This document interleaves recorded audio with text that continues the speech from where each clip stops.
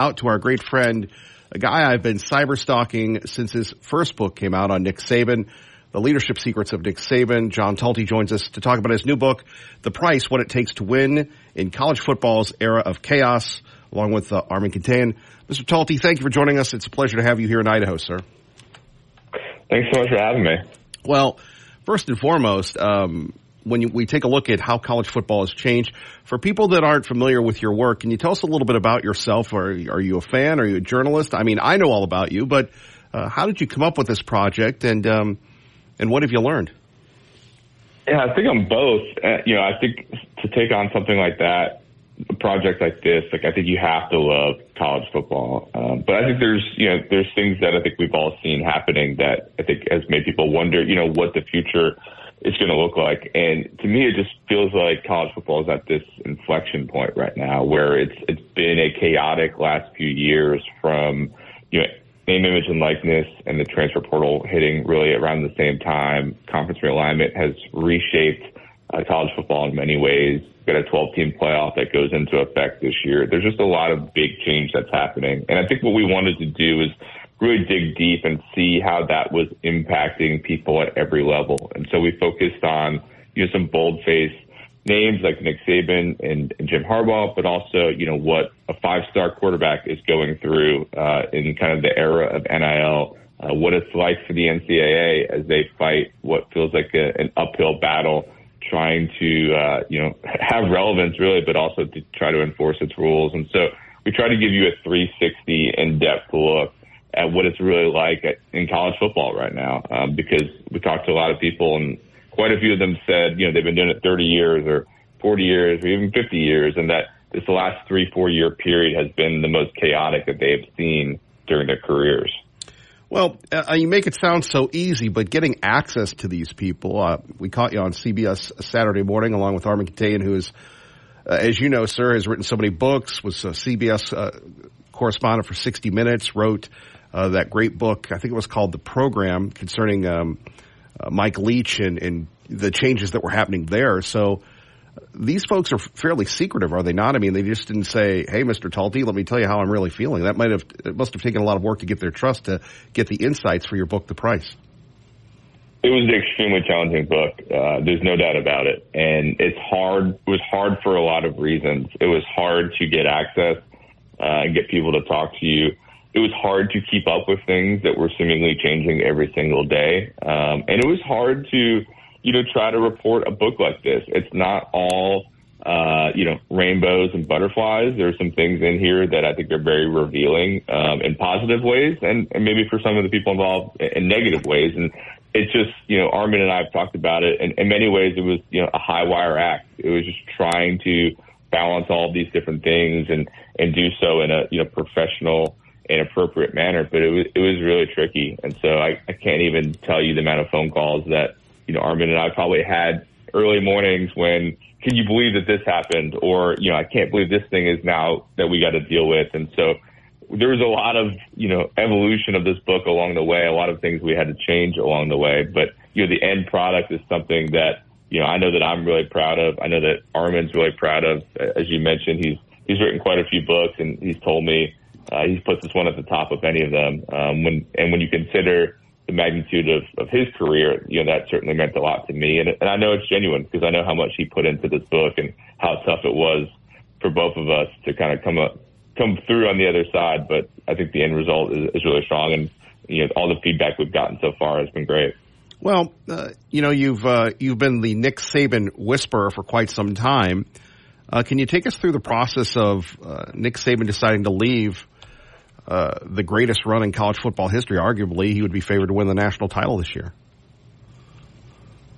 Yeah, I think it's, so the name of our book is called The Price. And, in some ways that's a play on, all the money that's infiltrated the sport. But, we also look at it as, it's the price that everyone within the sport is paying right now to try to be the best. And when you think about Nick Saban, in his early 70s, he's been paying that price for, 50-something non-years. And I think eventually it took its toll. I think this is a man who, is the greatest college football coach of all time. And, as you mentioned earlier, I wrote a previous book about him. And one of the things that I pointed out in that book, was just his ability to adapt and evolve. And I think he's one of the greats to do that. I do think that the NIL era was hard for him to get his arms around. I think it was hard for him to evolve around it. I think it went against some of the ideals that he has in terms of building a culture, developing players.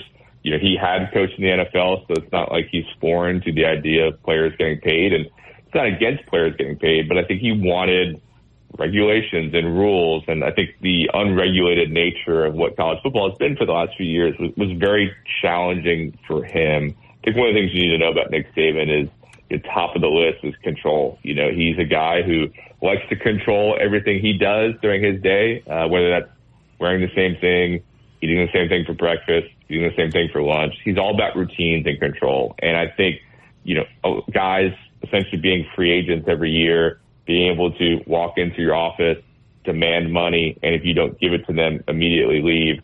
That was really hard for him to really rectify, and ultimately was one of the primary reasons why he's, you know, going to be on our TVs on College Game Day on Saturday and not on the sidelines getting ready to face Western Kentucky. You know, you write about a gentleman that most people in the country outside of Alabama aren't familiar with, Jimmy Rain, obviously Yellowwood. I can remember years ago on the sideline of Auburn, he's berating Tommy Tuberville at the time. But it is a symptom of the boosters really running things. So have the boosters taken over with NIL and the transfer portal? Yeah, they've never had more power. And, you know, as you mentioned, you know, these guys, they didn't just, you know, pop up out of nowhere.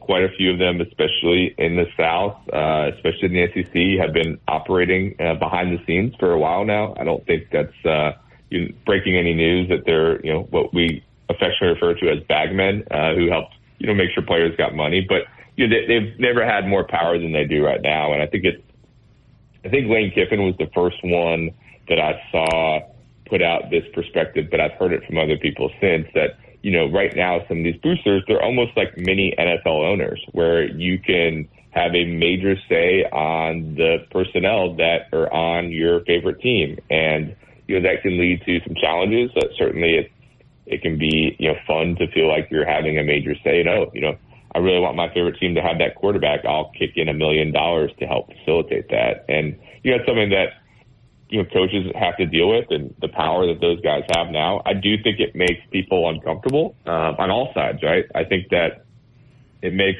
you know, coaches and administrators uncomfortable that that level of power has been ceded, you know, outside of the operation. And I know that it makes the people involved uncomfortable. You know, I'll give you a quick little anecdote, but, you know, one of the people we talked to is the guy who runs the Maryland Collective. And you know, he told me this story where he met the new basketball coach, Kevin Willard, for the first time. And the athletic director said, you know, Kevin, this is the most important person from Maryland basketball. And he told me, it's like, afterwards, I felt like kind of gross. He's like, I don't want that power. It's like, I just want to be a fan. Like, I got sucked into this role to try to help out because I've got a business background, but I don't want to be known as the most important person for Maryland basketball. And so I think some people have run to that power, and I think others are uncomfortable with it and are, you know, looking forward to the next year or so when that stuff either comes in-house or we're just seeing the revenue share that comes with a salary cap. You know, Mr. Talty, we could go on and on, but I have to ask you about the Group of Five, particularly for a unique program like Boise State, which has such national name recognition but very limited resources. What does this all mean for people like Boise State or Liberty or the Sun Belt or any of these other teams outside the big leagues? Well, I think the positive is the 12-team playoff expanding and there being a, you know, automatic bid for a Group of Five team, the top Group of Five team. And I think it's still very early, but I think when you see a lot of those projections right now, you know, either Boise State or Liberty are usually the two that you see. So that, I think, is a path. You know, is there a world in which, again, if that automatic bid stays there, that you could build yourself as, you know, we are the king of the Group of Five and able to do things a little bit differently. And, hey, why don't you come here? Easier path to the playoff. You got a chance to play in some really important games in December. You know, I think it's a little bit of a cliche and a little overused, but I do think a Boise State type, a Liberty type, you know, they have to moneyball it a little bit. I think that they have to, you know, find out what are the ways that we can get the best bang for our buck? Can we develop? Can we find, maybe we're getting 3 stars instead of 4 and 5 stars, but can we really develop those guys and get them some money, maybe not all the money, but some money to stay and want to, build this thing that we're doing. So it's a challenging time for Group of Fives. There's no doubt about it. The money keeps getting bigger and bigger for the SEC schools and the Big Ten schools. That money is not rising at the same level for Group of Five, and so that gulf is getting wider. But I do think there's a lane for some schools, if they're willing to invest to a certain level, that there's that easier path to the playoff, and then can you build off of that and build the momentum, and also, take some of those players that maybe are at an Alabama or at a Georgia and they're not starting, and say, hey, if I go to Boise State, if I go to Liberty, I can start right now, and that team's pretty good, and I might get to play in the playoff.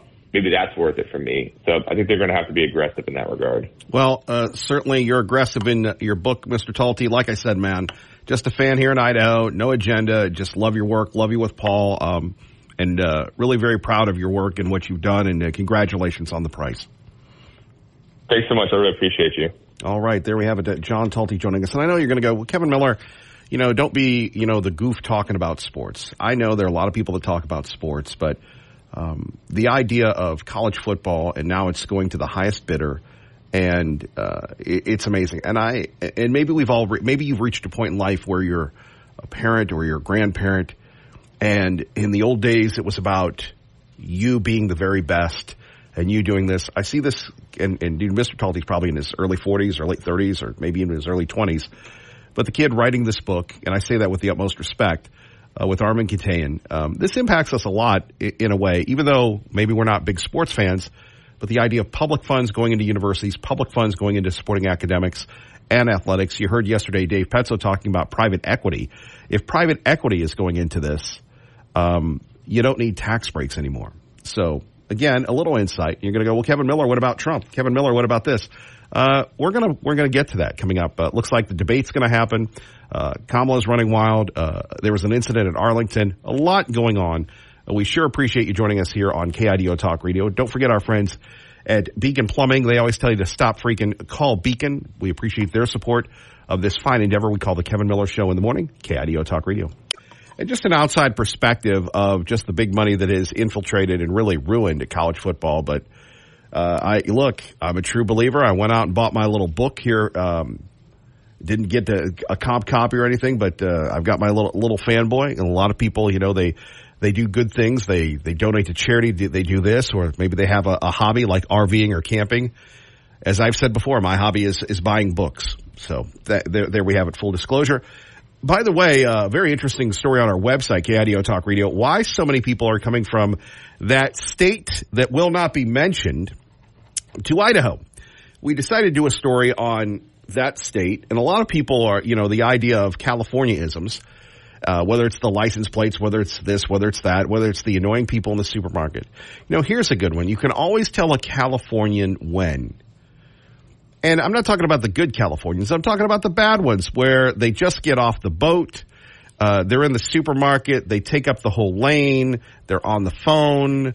They think that being in the supermarket, it's like, some type of thing that they need to, I've got the raviolis. I've got the SpaghettiOs. And you're thinking, ma'am, please, can I just get by to get my generic macaroni and cheese? You think about that. So that story on our website. Other fallout, Mark Zuckerberg continuing to say that he's sorry that he lied. He's sorry that the White House censored him. He's sorry that he went along with it. Why? Because Biden and Kamala and everybody else are going to continue to do this. They're going to continue to push until they take everything over.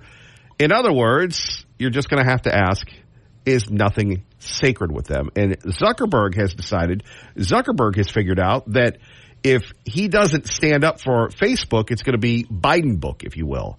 Right? Biden book. And nobody wants Biden book, especially the Zuck. Good morning. And the reason that we know about this letter that Mark Zuckerberg sent to Jim Jordan is because Jim Jordan posted it. So about COVID censorship, Mark Zuckerberg writes, in 2021, senior officials of the Biden administration, including those from the White House, repeatedly pressured our teams for months to censor certain COVID-19 related content, including humor and satire, and expressed significant frustration when we did not meet their demands. I believe the government pressure was wrong, and I regret that we were not more outspoken about it.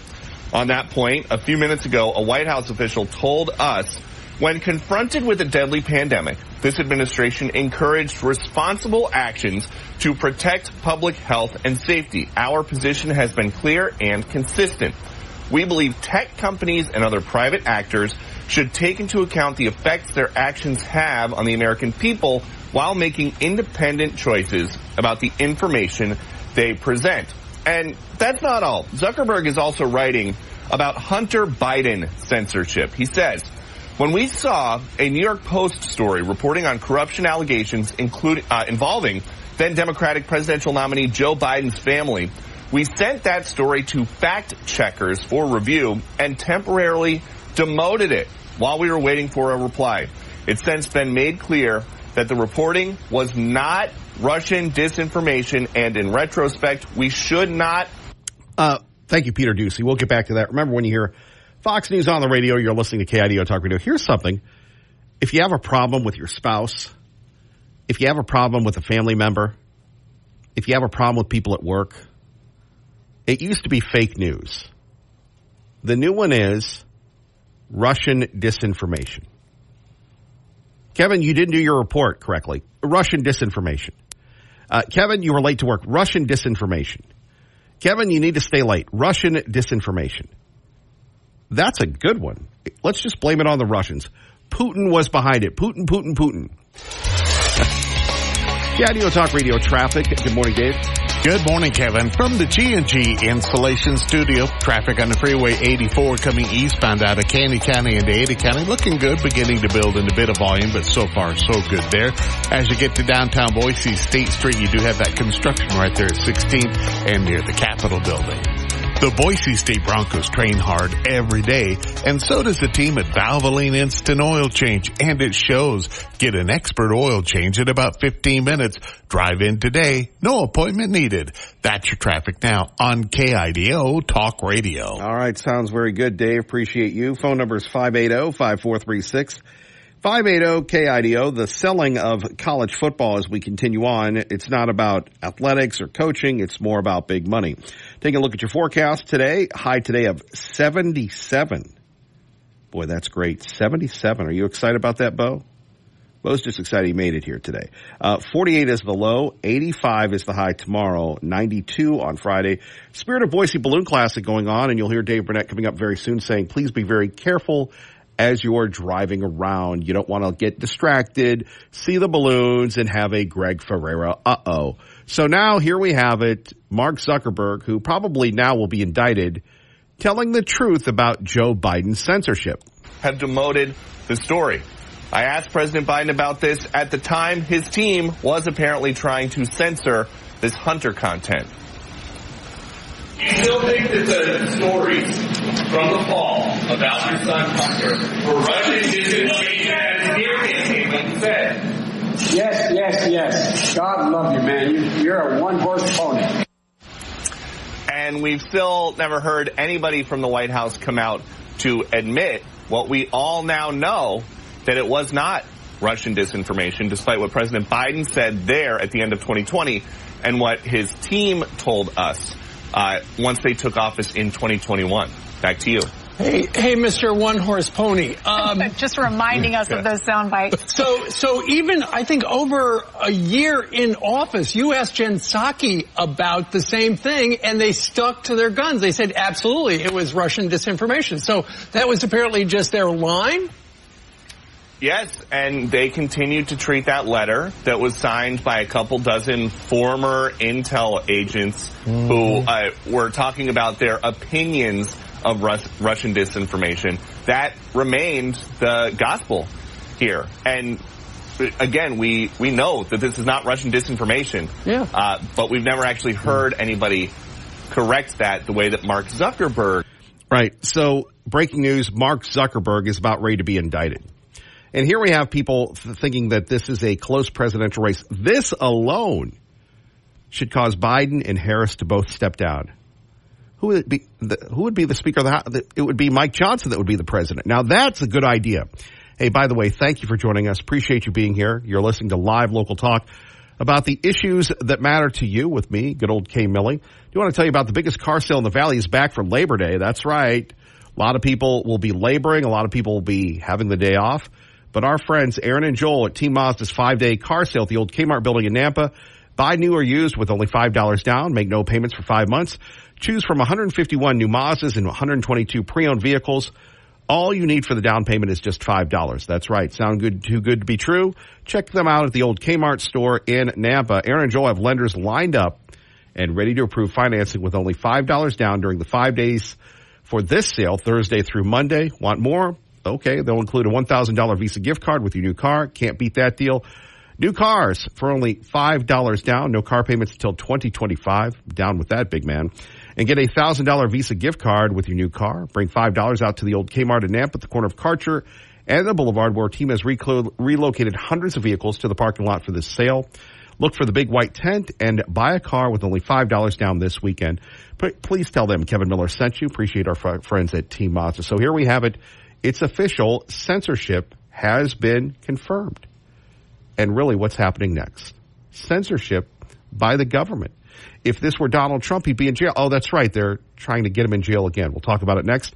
Don't forget our friends at Beacon Plumbing, beaconplumbing.net. That's beaconplumbing.net. Stop freaking. Call Beacon today. And, of course, for the Night Glow, phone number's here, 580-5436, 580-KIDO. You know, we do live in a world of censorship, which is what we've been talking about this morning. And I always go back to this, and I'm sorry if it sounds just redundant again and again and again. But if you are a fan of Netflix, just go check out Seinfeld. Jerry Seinfeld was so brilliant. And there's a bit there, and we've played it before, where you can't say anything because everybody is offended. Everyone is offended. And today, here we are, where you can't say anything stupid. Now, again, was the guy in Milwaukee that made fun of Tim Waltz's kid wrong? Yes. There is no benefit to making fun of kids. And look, this is from somebody who, like John McCain in the day, made fun of Chelsea Clinton's looks. It's a different world. And by the way, as I've said before, we as conservatives have to be better than just about everything. We have to be above reproach because the media will not cut us any slack. So earlier on Fox News, The Five, Jesse Waters said something, and he's in a little hot water. Let's take a listen. Since Kamala boasted about being the, quote, last person in the room when Joe Biden decided to go ahead with the Afghanistan withdrawal. Jesse, people consider you to be the last person in the room because that's because everybody keeps trying to ditch you. Yeah, they just left. Right. But you understand the reference, Greg. Yes. Is that she was somehow involved in the decision, and it was her wise guidance that he was relying upon. Listen, she was the last in the room in Afghanistan. She was the border czar, and she was the deciding vote on trillions of inflationary spending. On those three most popular Joe Biden items, she's basically like a conjoined twin. You cannot separate the two. And let's talk about foreign policy. What is her foreign policy? And this is where the president has his most impact. You have a lot of room to maneuver there as commander-in-chief. We don't know who she is. We don't know what she believes. She's going to get paralyzed in the Situation Room while the generals have their way with her. Yeah. And this is what happens, and I know a lot of people love Jesse Waters, and Jesse Waters is good, Jesse Waters is bad. Being the frat boy, as Terry Ford, who used to work here on the sports station when we had one, lectures me, being the frat boy, or being the controversial one, or being everything else, just doesn't work. Even though Jesse Waters didn't mean anything by it, it was a bad take.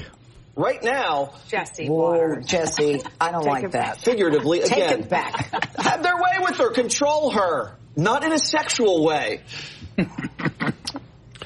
In a weird way, this guy, Jesse Waters, who a lot of people like, a lot of people think has a brilliant future, by just saying that is the world that we live in today, he could lose his job just like that, just for saying that. Didn't mean anything by it. He was playing the frat boy act. He. Well, it's a different world. Again, Fox is 5 on KIDO Talk Radio. Listen to me. Don't listen to Jesse. Listen to me. Well, on that note, maybe listen to this. There's been some attention to comments I made on the show yesterday about VP Harris. People are misconstruing my comments to mean something inappropriate. But remember, Jesse straddles the line with the double entendre quite a bit.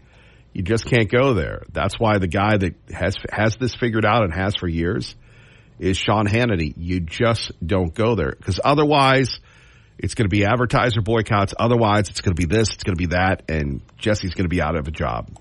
I wasn't suggesting anything of a sexual nature. I was expressing my opinion that Vice President Harris's current leadership style could be an issue if elected. When you have to explain something that you've said, having been there, having had people from New York that make millions of dollars listening to you as you're struggling to make your payments to afford your life and your 2 dogs in a place we'll just call Pittsburgh, Pennsylvania, and knowing millions of dollars are on the line at that small local radio level. And then when you have to do this, Jesse was told to do this because, again, there's no Roger Ailes. There's no one watching the back of conservatives at Fox. I know what you're saying. Kevin Miller, I'm just going to work. Kevin Miller, I could say what I want with the boys, the girls. To a degree, you can. But just as a cautionary tale, you can't do that. Now, they can make up stories about Donald Trump and a golden shower. They can make up stories about everything else. But in the end, it can cost you everything for doing those things. And Jesse Waters doesn't have to go there, but that is his role. Kind of a, how should I put this, a street version of Tucker Carlson and Bill O'Reilly. He just speaks to the folks. Granted, but you just can't go there, Jesse. Coming up. And we'll see how that plays out, and we'll see if Jesse Waters is a big enough fish that people will go after. And then you're going to have people that are going to make up lies about Fox, and they're going to make up lies about everything else. And they're going to go, see, this is what those mean guy conservatives are. This is what those mean guys are. If you can't say something in church, if you can't say, and this has taken me a long time to figure out, if you can't say something in front of your family, then quite frankly, you can't say it in public, or you shouldn't. Just saying. By the way, you're going to love this. Apparently, the vice president has scrubbed Berkeley and Canada out of her life story. I don't know what the Canadians did to upset the vice president, but we'll get into that. Phone numbers here, 580-5436, 580-KIDO. AJ wants to react to Jesse Waters. Good morning. You're on KIDO Talk Radio with Kevin Miller. Thank you for the call. Hey, Kevin, you got me a little bit, by the scruff of the neck because I'm not quite sure all that he said. But I will say this, is if we don't say things when we know they're wrong, especially in this world, well, we can just wait for 70 years till after JFK is murdered and find out the facts. Well, we still haven't found out the facts, brother. You know that. But we know what they are at this point. And look at the Clintons, everything they did with, him and Monica Lewinsky, and then her in Benghazi, her with the FISA warrants.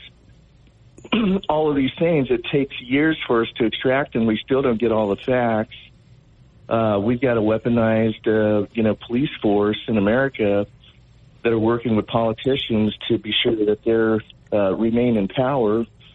And the only reason why people want other people to remain in power is going to benefit them. One way or another, it's benefiting them.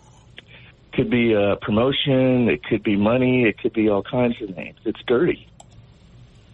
I was in a position as a regional director in California at one point, and I found out one of our VPs was working a business, and he had the company pay for the entrance into it.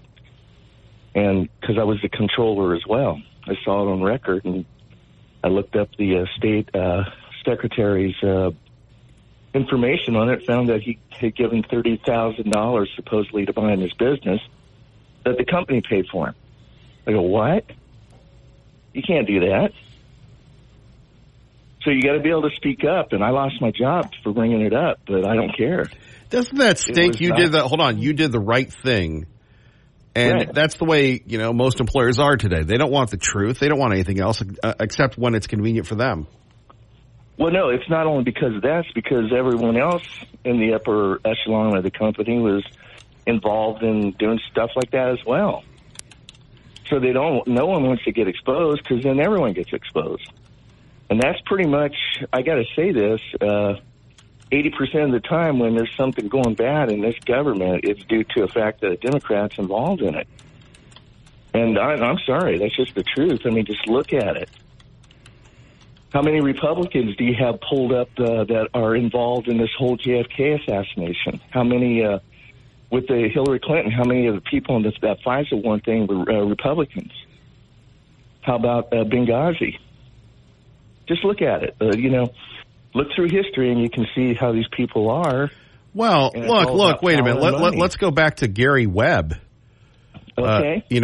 Killed a messenger. There's a guy who did nothing wrong, wrote for the San Jose Mercury News. By the way, the San Jose Mercury News is not the New York Times or the LA Times. That cat goes down to Central America. He does all these things.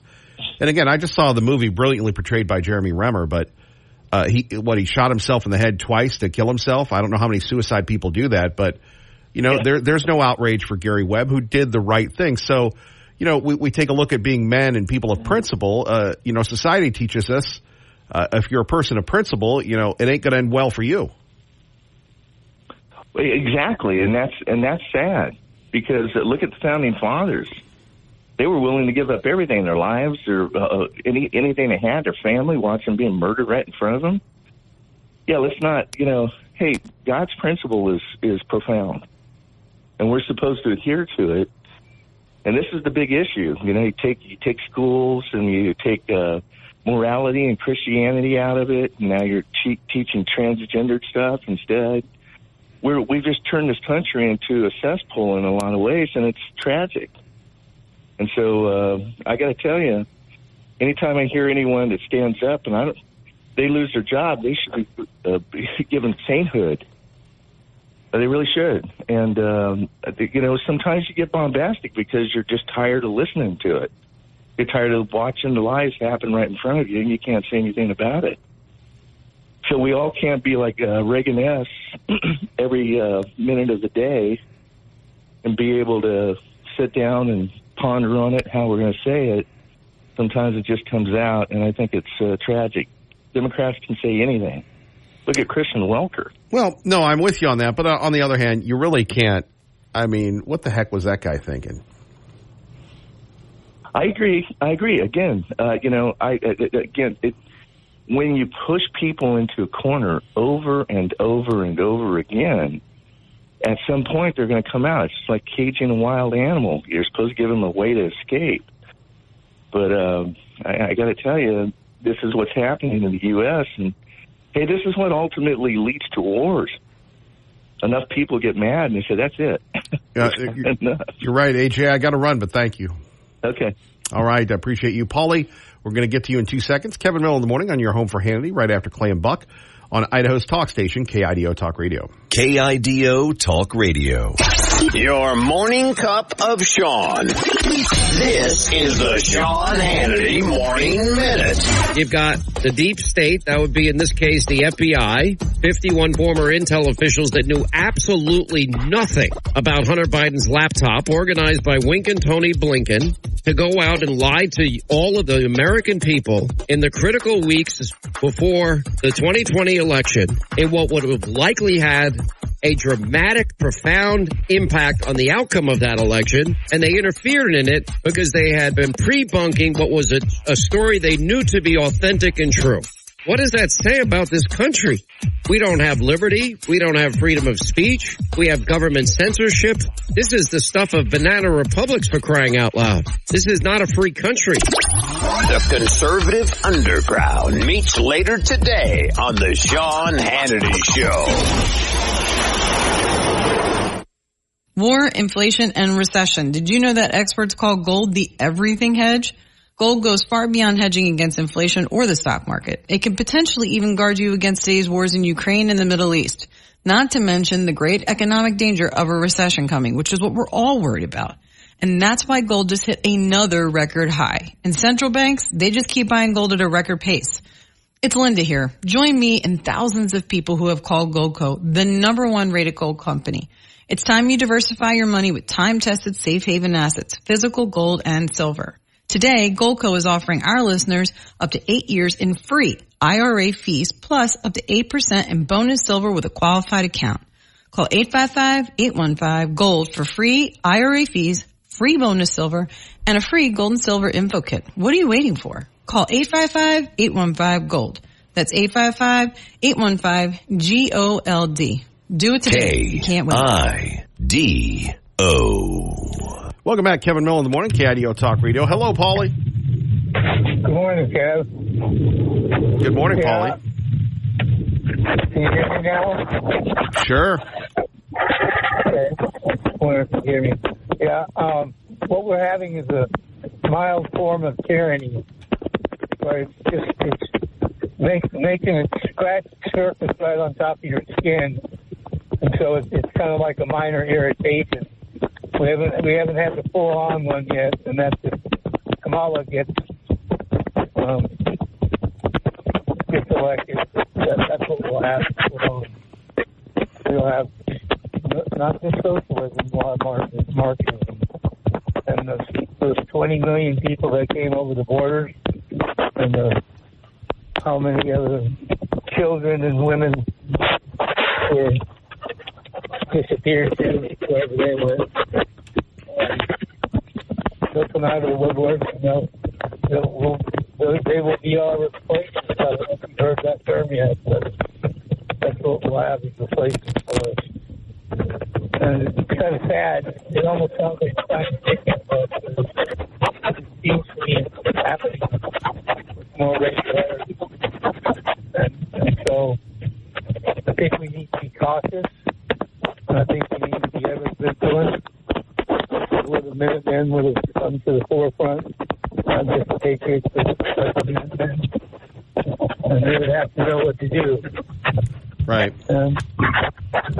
What I'm saying is, I'm sorry, you mentioned books. You're a book collector? Yep, Paulie. Did you say that earlier? Okay, we're going to put Paulie on hold and see if we can get a better connection. Hang on, Paulie. We're coming back. Kevin Miller, 580-5436, 580-KIDO. Nothing personal. We just couldn't hear you after a while.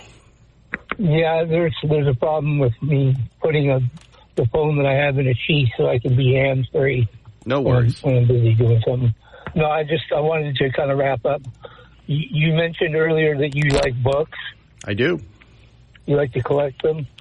I wish I could read them, but yes. Story time with Kevin Miller. Exactly. Yeah. My parents and I and my sisters and siblings, we had a used bookstore for 30 years. And so I know quite a bit about books, more than you would probably ever want to learn. Knew a lot about books that were published in the 1700s, 1800s, all the way up to present day. And it was fun. It was informative, and it taught me a lot about people. Oddly enough, you meet a lot of different. You just meet a lot of just famous people, and you meet a lot of just nobodies. People that just want to collect their science fiction books or whatever happens to be their collectibles. And there was one day that I went into the vault that it was a used post office is what it was. So the vault was still there. It wasn't enclosable as far as locking somebody in there or getting locked in there accidentally, but it was a vault nevertheless. And I walked in there and I grabbed this book off the shelf, and it was published in 1858, and there was no title on it that you could read on the spine. So I opened it up, and there was a bookworm. A real live bookworm eating the book, eating the ink out of the book. And it just surprised me because I always thought that was kind of a fantasy, that there's no such thing as a bookworm. Just people are called bookworms.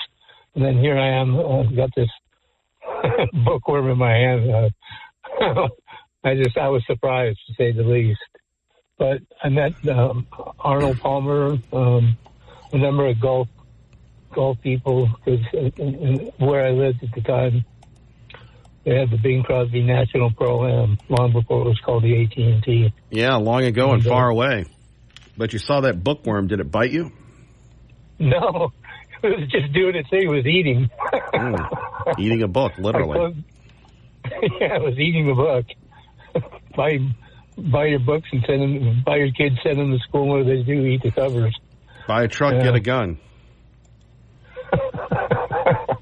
No, I don't need either right now. I could have used one when I moved last month, but anyway, yeah, I could talk to you for hours about books, but Kamala is. I noticed something today when I was watching her before I left the house, and that was she is a great liar, but she telegraphs it, just like KGP when she's standing up at the podium talking about Biden or whomever she's talking about. She flashes her eyes. She bats her eyes. That's when she's thinking of something to say that she needs to cover her tracks. And Kamala kind of does the same thing. And so there's going to be ways that you can watch her tip herself off. And I think the reason why she wants the vice president there during this interview is so that he'll catch her doing that and stop her from doing it. Because she has a certain kind of movement that she does with her head. She kind of flips her head back when she's just about to do it. And I was surprising that the more times that I watched her and I looked for that, it came up over and over and over and over. So we telegraph our deceit in our lives, even though we think we're getting away with it. And like you were talking about Zuckerberg, he's a larger form of tyranny because he changed the elections and he kept Trump from being in office. And that's so important to be able to have a fair election. And I don't think we've had one in the last three or four elections. So, well, Paulie, we got to run, but thank you for the call. Yeah, you have a blessed day. You too. All right, our friend Paulie and the bookworm. You never know what you're going to find out here with Kevin Miller in the morning on KIDO Talk Radio. Don't forget, we've got a great preview, an outstanding preview of the Spirit of Boise Balloon Classic, brought to you by our friends at CapEd Credit Union, CBS2, and Town Square Media. Coming up next, we're going to take a look at, the vice president meeting the press, and how do you prepare for the interview of your lifetime with Kevin Miller next. Stay with us. 48, high tomorrow in the 80s. And appreciate you joining us. By the way, big news, CNN lands the big debate. CNN will land the big debate. I guess it's not really a debate. Let me rephrase that. CNN will land the first interview, which, unlike a debate, will be a love fest between Kamala, Dana Bash, and Tim Walz.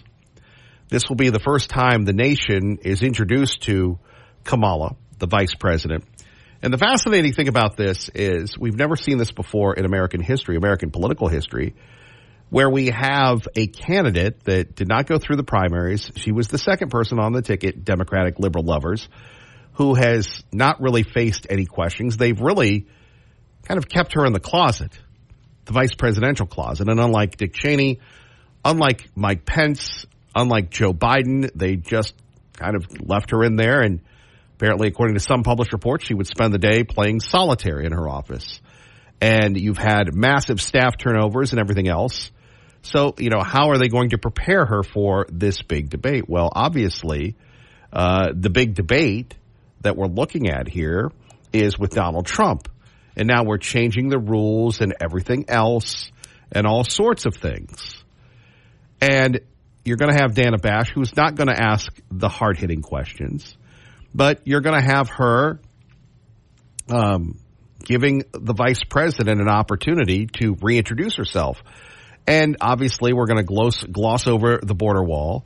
We're going to gloss over everything else. We're going to gloss over all these crazy things. And really, the media has been clamoring for an interview. The media is talking about it, but we've set the bar so low.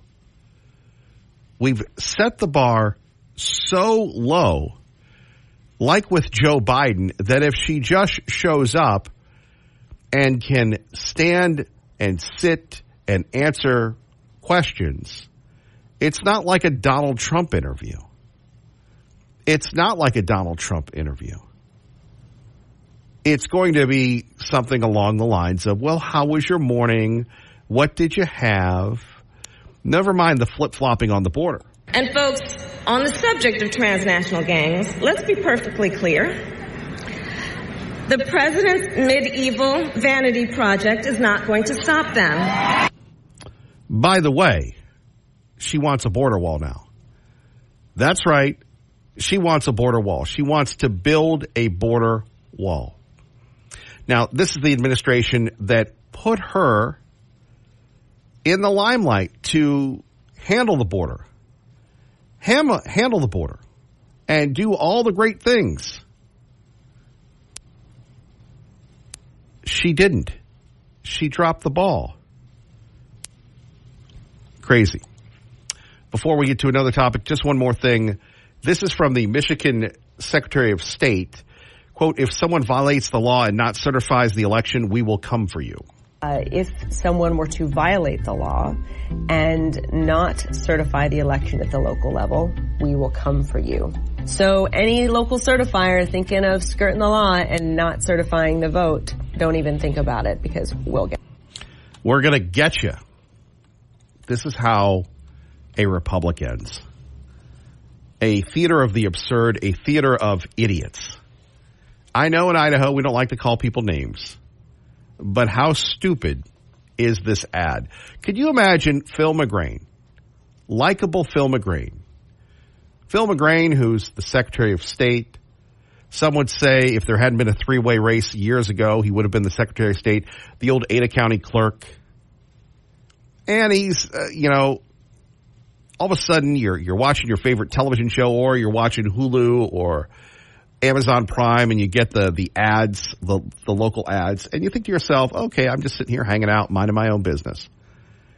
And then, boom, you get this message from Phil McGrain who's saying, hey, you don't certify, we're coming for you. Now, I don't know about the Secretary of State of Michigan. I don't know if they have guns or badges or all sorts of things, but does that mean that you're not going to question people that don't have voter IDs? I mean, the fact is, in the world that we live in today, you have to have an ID to get into the Democratic convention. You have to have an ID to buy booze or to buy cigarettes or to get into a bar. Or, you have to have an ID actually to get some prescriptions. Even at our beloved pharmacy, Portico Pharmacy in Meridian, you have to have an ID to do this. But to vote, the most sacred duty of every American, in some states, in some states, you don't have to show an ID. And to show an ID means that you're discriminating. The theater of the absurd continues. And when you have a state officer using state funds, and again, folks, thankfully, this is not Idaho. This isn't even California. This is Michigan, east of the Great River, one of the most important states coming up in this upcoming election. Michigan. And you heard the Secretary of State of Michigan basically call people out, and she's got some type of purple jacket on. I don't know if purple is an intimidating color. I don't know if there's a code for purple with elected officials in Michigan or Democrats or across the country or around the world. But I will tell you, here you have this young lady wearing purple and saying that they're going to come for you. Well, who is going to come for you? The police? Now, again, Kevin Miller, you're going down a rabbit hole. No, I'm not. Now, what city has one of the worst reputations for crime, for killings, raping, and pillaging? That would be Detroit, right? At one time, home of the big three automakers. At one time, one of the greatest cities in the world. And instead of focusing in on law and order, just like the special counsel, Jack Smith is obsessed with Donald John Trump, we have people in Michigan saying, we're going to come for you. Maybe you should arrest the people that are mugging people and doing all sorts of horrific things on the streets in Michigan, as opposed to having these threats on major news outlets. I love this. Don't even think about it. Has there been any evidence that this has happened? Has there really been any evidence? Coming up next, we're going to talk about the debt and the deficit and why neither party wants to take this on. 580-5436, 580-KIDO. We're doing a great job and even help me with my dogs and just wonderful folks at Window World. WindowWorldBoise.com if you're thinking about windows before the winter comes in. Really appreciate their partnership with us here on KIDO Talk Radio. So do we have this clip now, Sweet William? It took you a while to find it. Here we go. Someone were to violate the law and not certify the election at the local level, we will come for you. So any local certifier thinking of skirting the law and not certifying the vote, don't even think about it because we'll get. You know, they really need to have the theme from Cops in the background of that. Bad boys, what you going to do? Our friend Greg Ferreira, Real Estate Rescue Idaho, he was on the first Cops episode when he was a police officer. Do you know that? But that would be more, I mean, I could see our Secretary of State, Phil McGrain, all of a sudden when he's not grilling the barbecue, when he's not doing other things, saying, you better certify or else. Now, that's the challenge. That's the challenge that we live in the age of social media. And it is a crazy world. And if you missed our interview with soon-to-be New York Times bestselling author John Talty, we were talking about college football and how crazy it's been. And if you're a fan of Netflix, there's a show on called Sign Stealer by this guy, Connor Stallions. Now, I know that sounds like an adult entertainment star or, you know, a superhero, but that's his real name. And his dad's name is Brock Stallions. Now, you never have to worry about, you know, the testosterone in those guys. They're not going to be the effeminate guys, right? So the key, though, is how this alleged sign stealing thing went on at the University of Michigan and how we're going to bring it back to politics. There's a lot of speculation that happens on message boards, political message boards, all sorts of things. I always tell you about this story. It breaks my heart. One of my best friends ever was telling me that during the election, that after the election, there's going to be a secret group going to Nellis Air Force Base, and they're going into California to get Pelosi and round everybody up. That didn't happen. And, you know, whether it's, you know, on the dark web or anywhere else where people sit back and make this stuff up. Again, Terry from State College, Pennsylvania, does not like it when I bring up Alex Jones and making up the Sandy Hook garbage. Again, in my opinion, he made that up to sell, you know, iron vitamins. You have a responsibility. You have a responsibility to do the right thing and not to, you know, directly, intentionally mislead people. You know, in our business, we're governed by the government. In the social media world, they can censor, they can lie. And I don't know about you, but you have to live with yourself. And the idea that here we have somebody threatening everybody if you don't certify. So what happens if there is an irregularity? What happens if people are threatened? Do you take a look at that? Do you take a look and listen to it? Or do you just follow the orders of the commissar? That's really what this is out of Michigan. Thankfully, it's not going to happen here in Idaho. And you go to the Mike Lindells and everybody else. Remember, he went after the state of Idaho. Now the state of Idaho is going after him. I don't think there's anybody that has sacrificed, with the exception of Donald Trump, than Mike Lindell talking about the election. But yes, were there irregularities? Yes. I mean, the idea that we're going to have open voting or early voting starting in, 9 days in North Carolina? Do you really need 2 months to vote? No, of course not. How about 15 days before? How about 7 days before? How about 3 days before? Are you kidding me? This is ripe for corruption, and you should have the right to bring that up. But to have a Secretary of State in Michigan, not Idaho, say this. This sends chills. If someone were to violate the law and not certify the election at the local level, we will come for you. So any local certifier thinking of skirting the law and not certifying the vote, don't even think about it, because we'll get. Yeah, pardon me for swearing, but what the heck is that? What the heck is that? With her sarcasm and her syrupy voice. Are you crazy? We're going to come for you? Are you going to bring the paddy wagon, ma'am? More on that in a minute. KIDO Talk Radio. Get you to work safely and on time. Dave Burnett standing by. Good morning, Dave. Good morning, Kevin, from the G&G Installation Studio. Traffic now, we're working an accident eastbound at milepost 38.5. Look for that on the right-hand side. 11th and front, we have a minor fender bender as well. Looks like they may be pulling that off into a parking lot. Get paid to bank when you open a new checking account at Horizon Credit Union. Put some extra cash in your pocket. Visit hzcu.org/getpaid to find out how. That's your traffic now on KIDO. Appreciate that. Phone numbers 580-5436, 580-KIDO. As we talked about how to prepare for the big interview, well, we won't be asking the Michigan Secretary of State, but Scott Jennings continues to be the one all-star on CNN, who in fact is breaking this down. So coming up Thursday night at 7 o'clock our time, Dana Bash will be going toe-to-toe with Harrison Walls. Here's Mr. Jennings, who, again, is not very much in the Trump camp. He's in a Boehner camp, the McConnell camp, but he tells it like it is on KIDO Talk Radio. People are going to bring that up. Look, I have great confidence in Dana and CNN to do this. I think it's incredibly weak sauce to show up with your running mate.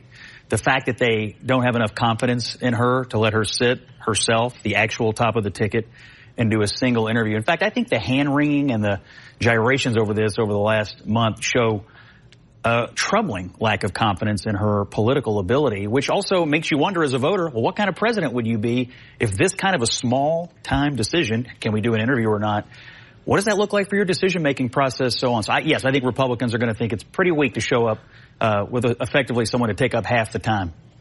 Yeah, well, thanks, Obama. This is the guy that's going to be running things. It's going to be Barack Obama. He's going to be running things, which is crazy. More on that in a minute. Take your calls at 580-5436, 580-KIDO. But I have to address the elephant in the room, the literal elephant in the room, because this affects Idaho Republicans. It affects Idaho conservatives as well as everybody across the country. Did you hear the news that former staffers of the Bush White House, the second Bush White House, the McCain who never made it to the White House, the Romney who never made it to the White House, Republicans have come out to endorse Kamala Harris? And if you want to get on television, if you want to get on the newspapers, if you want to have a quote, a byline or whatever in the New York Times, all you have to do is become a traitor. And that's what those folks are. They don't like Donald Trump, so they're blowing it up. There is no reason in the world that any Republican, anyone with common sense, with all due respect to the liberals, would vote for Kamala Harris. She's a disaster.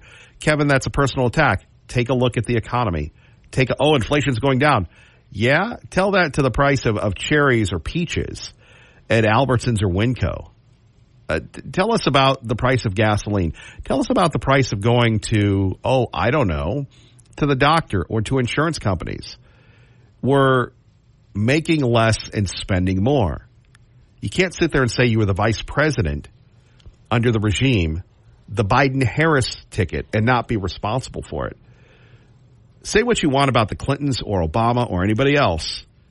They didn't have a problem facing the media. Now, to me, I think we're setting ourselves up because it's going to be a very low standard with her, unless she's a complete idiot. But shame on those Republicans. Look, I love President Bush. President Bush and Tony Snow and Karl Rove and my boy Trey have given me personally some of the greatest professional and personal pleasures in my life by inviting me to do my show from the White House once. Just a small-time guy bringing that information. Karl Rove spoke with me back in the day. All sorts of things. And by the way, hello to the man at Albertsons that said, I love your show. Thank you, sir. Appreciate you. I'm a little awkward in public. However, at 580-5436-580-KIDO, shame on you, Romney Republicans. Shame on you, McCain Republicans, you Bush Republicans. Like I said, George Bush was good until he wasn't. He tried to sell us out with the 06 McCain-Bush immigration program. The Republicans thankfully shut it down. It would legalize the illegals. Of course, that's quaint compared to today. There is no reason that any Republican in their right mind, there is no reason that any American in their right mind, except the vitriol and the hatred directed at Donald Trump, would vote for Kamala Harris. Her policies stink. Now, maybe you can argue the stock market is a lot better, but if you sell your soul to Wall Street, well, there's a reckoning that I hope that doesn't happen for everybody's sake. But you can't sit there and say that this is a good move. It's not a good move. And, we should hold everybody accountable. All those Republicans, I can't believe that they did this. This is insanity. We'll get Scott in Meridian next with Kevin Miller on KIDO Talk Radio. Hello, Scott. Hi, how you doing?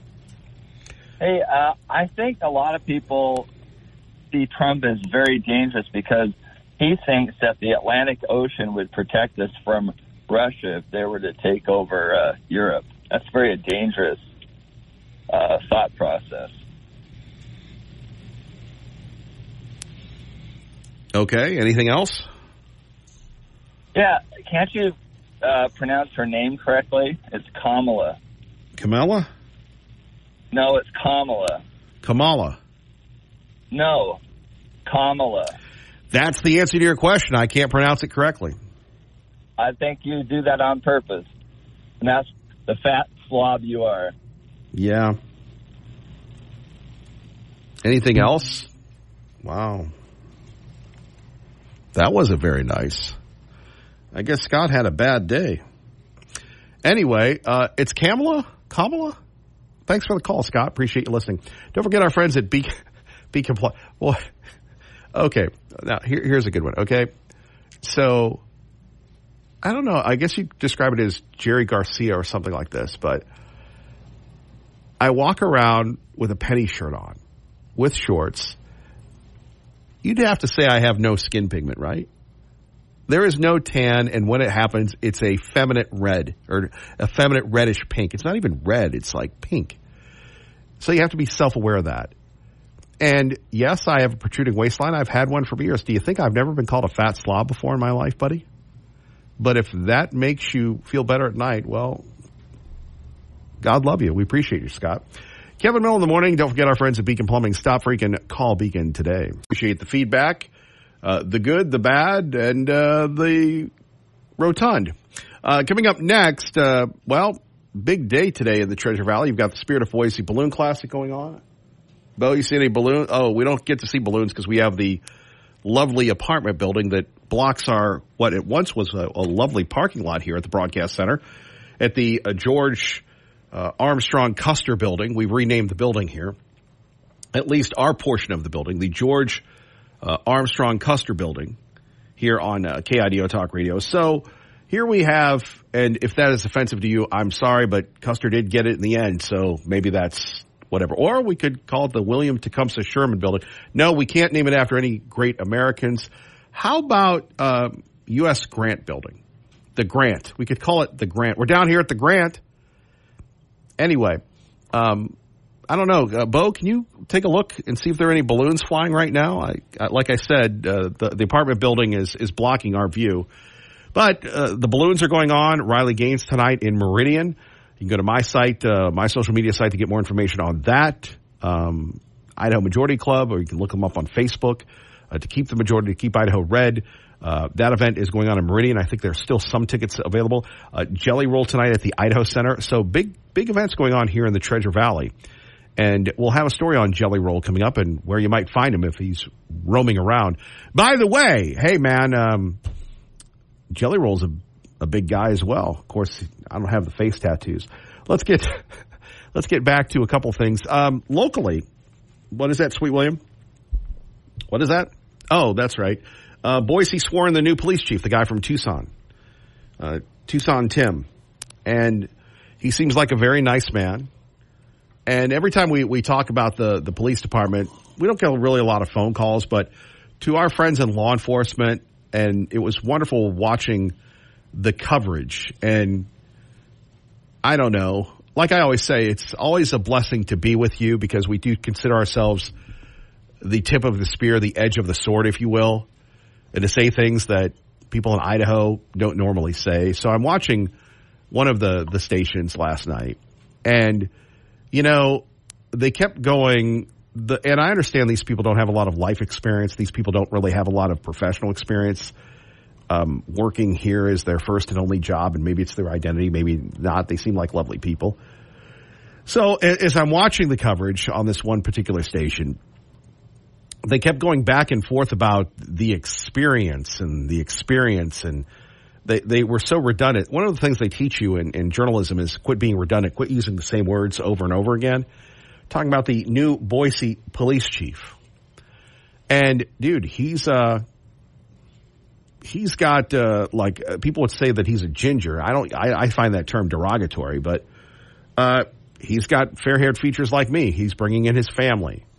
And I hope it works out. He seems like a nice man.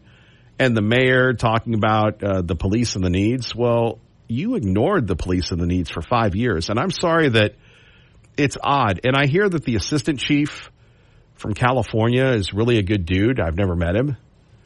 And maybe meeting the police, you don't want to meet the police. First of all, Ron Weiniger, we love you. Thank you very much. Enjoy your retirement. We'll see you around, number one. Number two, at 580-5436, 580-KIDO. I'm sitting here taking a look at this, and, you know, you have Jan Bennett, you have Sheriff Clifford, you have other crime fighters in there, and that's great that the folks from ISP, I guess our colonel retired, we got a new colonel. I don't know why they don't have a general at ISP, but anyway, you have the Boise police chief in there, and it's so funny listening to Mayor McClain that is never held accountable for her actions. She was, and she was reelected. But the fact remains that here you have the radical transformation, even more so than under Dave Beater, of the city of Boise. And is there a hiring shortage? I mean, Boise used to be one of the places that people would go to as a destination when we're talking about police departments. And they've all left for ISP, they've left for Nampa, they've left for Meridian, they left for Ada County because they don't want to deal with the garbage. The mayor never really apologized for falsely accusing the Boise police officers of being racist. And I think that's important. And look, if all of a sudden people don't tune into the show, or we get a call from City Hall and it's time to go, great, I'll go hang out with Scott in Meridian. He can teach me how to lose weight and how to get a haircut. I really mean this because I was brought up in talk radio where you hold people accountable.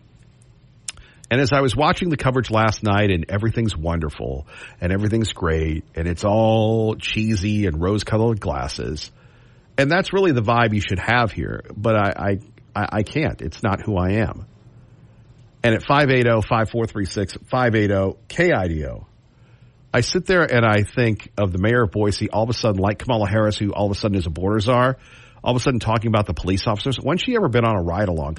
Maybe she has, and she hasn't publicized it. When have any of the members of the Boise City Council ever been on a ride-along? And you could say, Kevin, you're an outsider. You don't live in Boise. You don't have a right to. You're right. I'm not going to go to a city council meeting. But these are legitimate issues when we're talking about law enforcement. You know, again, we got rid of Chief Dones. Why? Because probably he didn't support the mayor. And here we have a mayor that hires no one from Idaho. You ever notice that? Like her last city planner was from where? The east of the Great River? He lasted a long time, didn't he? The guy with the good hair. Kind of reminds us of Boise's Anthony Blinken, wherever that guy went, from Boston or whatever. Maybe that's not important. Maybe we just sit there and we genuflect before the at least she was wearing a dress. I prefer dresses, but the green-colored dress of the mayor yesterday. But these are important issues. And we wish the new guy well, the guy from Tucson. Maybe he'll come on. But you have a lot to learn. Look, I've been here not a very long time, and I'm still learning each and every day. In my own personal opinion, you can't tell me that there wasn't a guy from, Meridian or Boise or Coeur d'Alene that couldn't have done the job as well. Let's go to Terry with Kevin Miller on KIDO Talk Radio. Terry, thank you for the call, and thank you for listening. Hey, Kevin, I do not have a good radio voice, so I never call in. But I've been listening to you since you got here. Oh, thank you. I just wanted to say, yeah, Kevin, the man that just called in and insulted you, I just want to tell him, please, go listen to the entire DNC convention. Kamala's family, her husband, all the Clintons, all the Obamas, they pronounced it Kamala. So apparently all of them are getting it wrong, too. And the guy is not nice, and he shouldn't be allowed to call in again. And I know you're emotional, Terry. You have a great radio voice, and I appreciate you. We're all in this together. I thank you for that. All right, you take care, Kevin. We love you. We love you, Terry. Thank you very much. You have a great day. See, those are the heroes of Idaho. Oh, boy. To Laurel and Hardy. Hardy's the fat guy, right? Was Laurel the skinny guy with Laurel and Hardy? I don't know. You don't know. Pro-Life joins us now, and if you ever saw Pro-Life and I together, he would be Laurel and I would be Hardy on KIDO Talk Radio. Good morning, sir. Yeah, good morning. Well, you were talking about law enforcement. It made me think about the sheriff race in Ada County, and Doug Trauble is the right kind of guy to vote for. He's not a Republican, but he's a Constitution Party, and he's a real constitutional sheriff.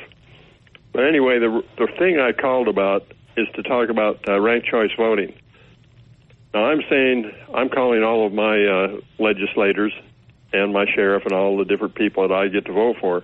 I'm going to ask them what they think about ranked choice voting, if they're going to vote for it or what. And so if a person's for ranked choice voting, I'm not voting for that person. And one of them, I'm going to pick one of them, and I'm going to become a write-in against that person. We have a few days that you can be a write-in voter.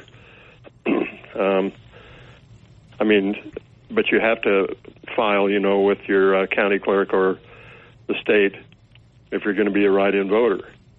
And because I could leave some of these things blank, but hey, I'm going to vote for myself on something or another. And but what we need, ranked choice voting, is just a destruction of the whole system. And you come out with a bland, average kind of a candidate that doesn't mean anything. That's what that process means. And it's just a real destructive thing. And there's a bunch of Republicans that are promoting it, and they need to just be told, listen, you're not a Republican, or I don't think the Libertarians or Constitution Party, I don't think any of them are for ranked choice voting. Well, really, the Libertarians, what are they, like 4 people? Yeah. And the Constitution Party is like 3 people. And the Democrats are like 150 people, But anyway, it'll destroy the Democrat Party. It'll destroy the Republican Party. And all the minor parties. And what are they going to do if somebody wants to be... The party's over for you. Yeah, well, what if somebody wants to be an independent? They can't even be an independent. Well, now they would argue that you would be an independent because you might get the votes. You don't need a political party to run now. Yeah, right. No, really, that's the case. The argument for ranked choice voting is that the political parties control everyone, so you should be free of those things. And you're going to have the open primary, the ranked choice voting primary, the jungle primary, and you don't need a political party to run for office. It's a very open process. Now again, bro.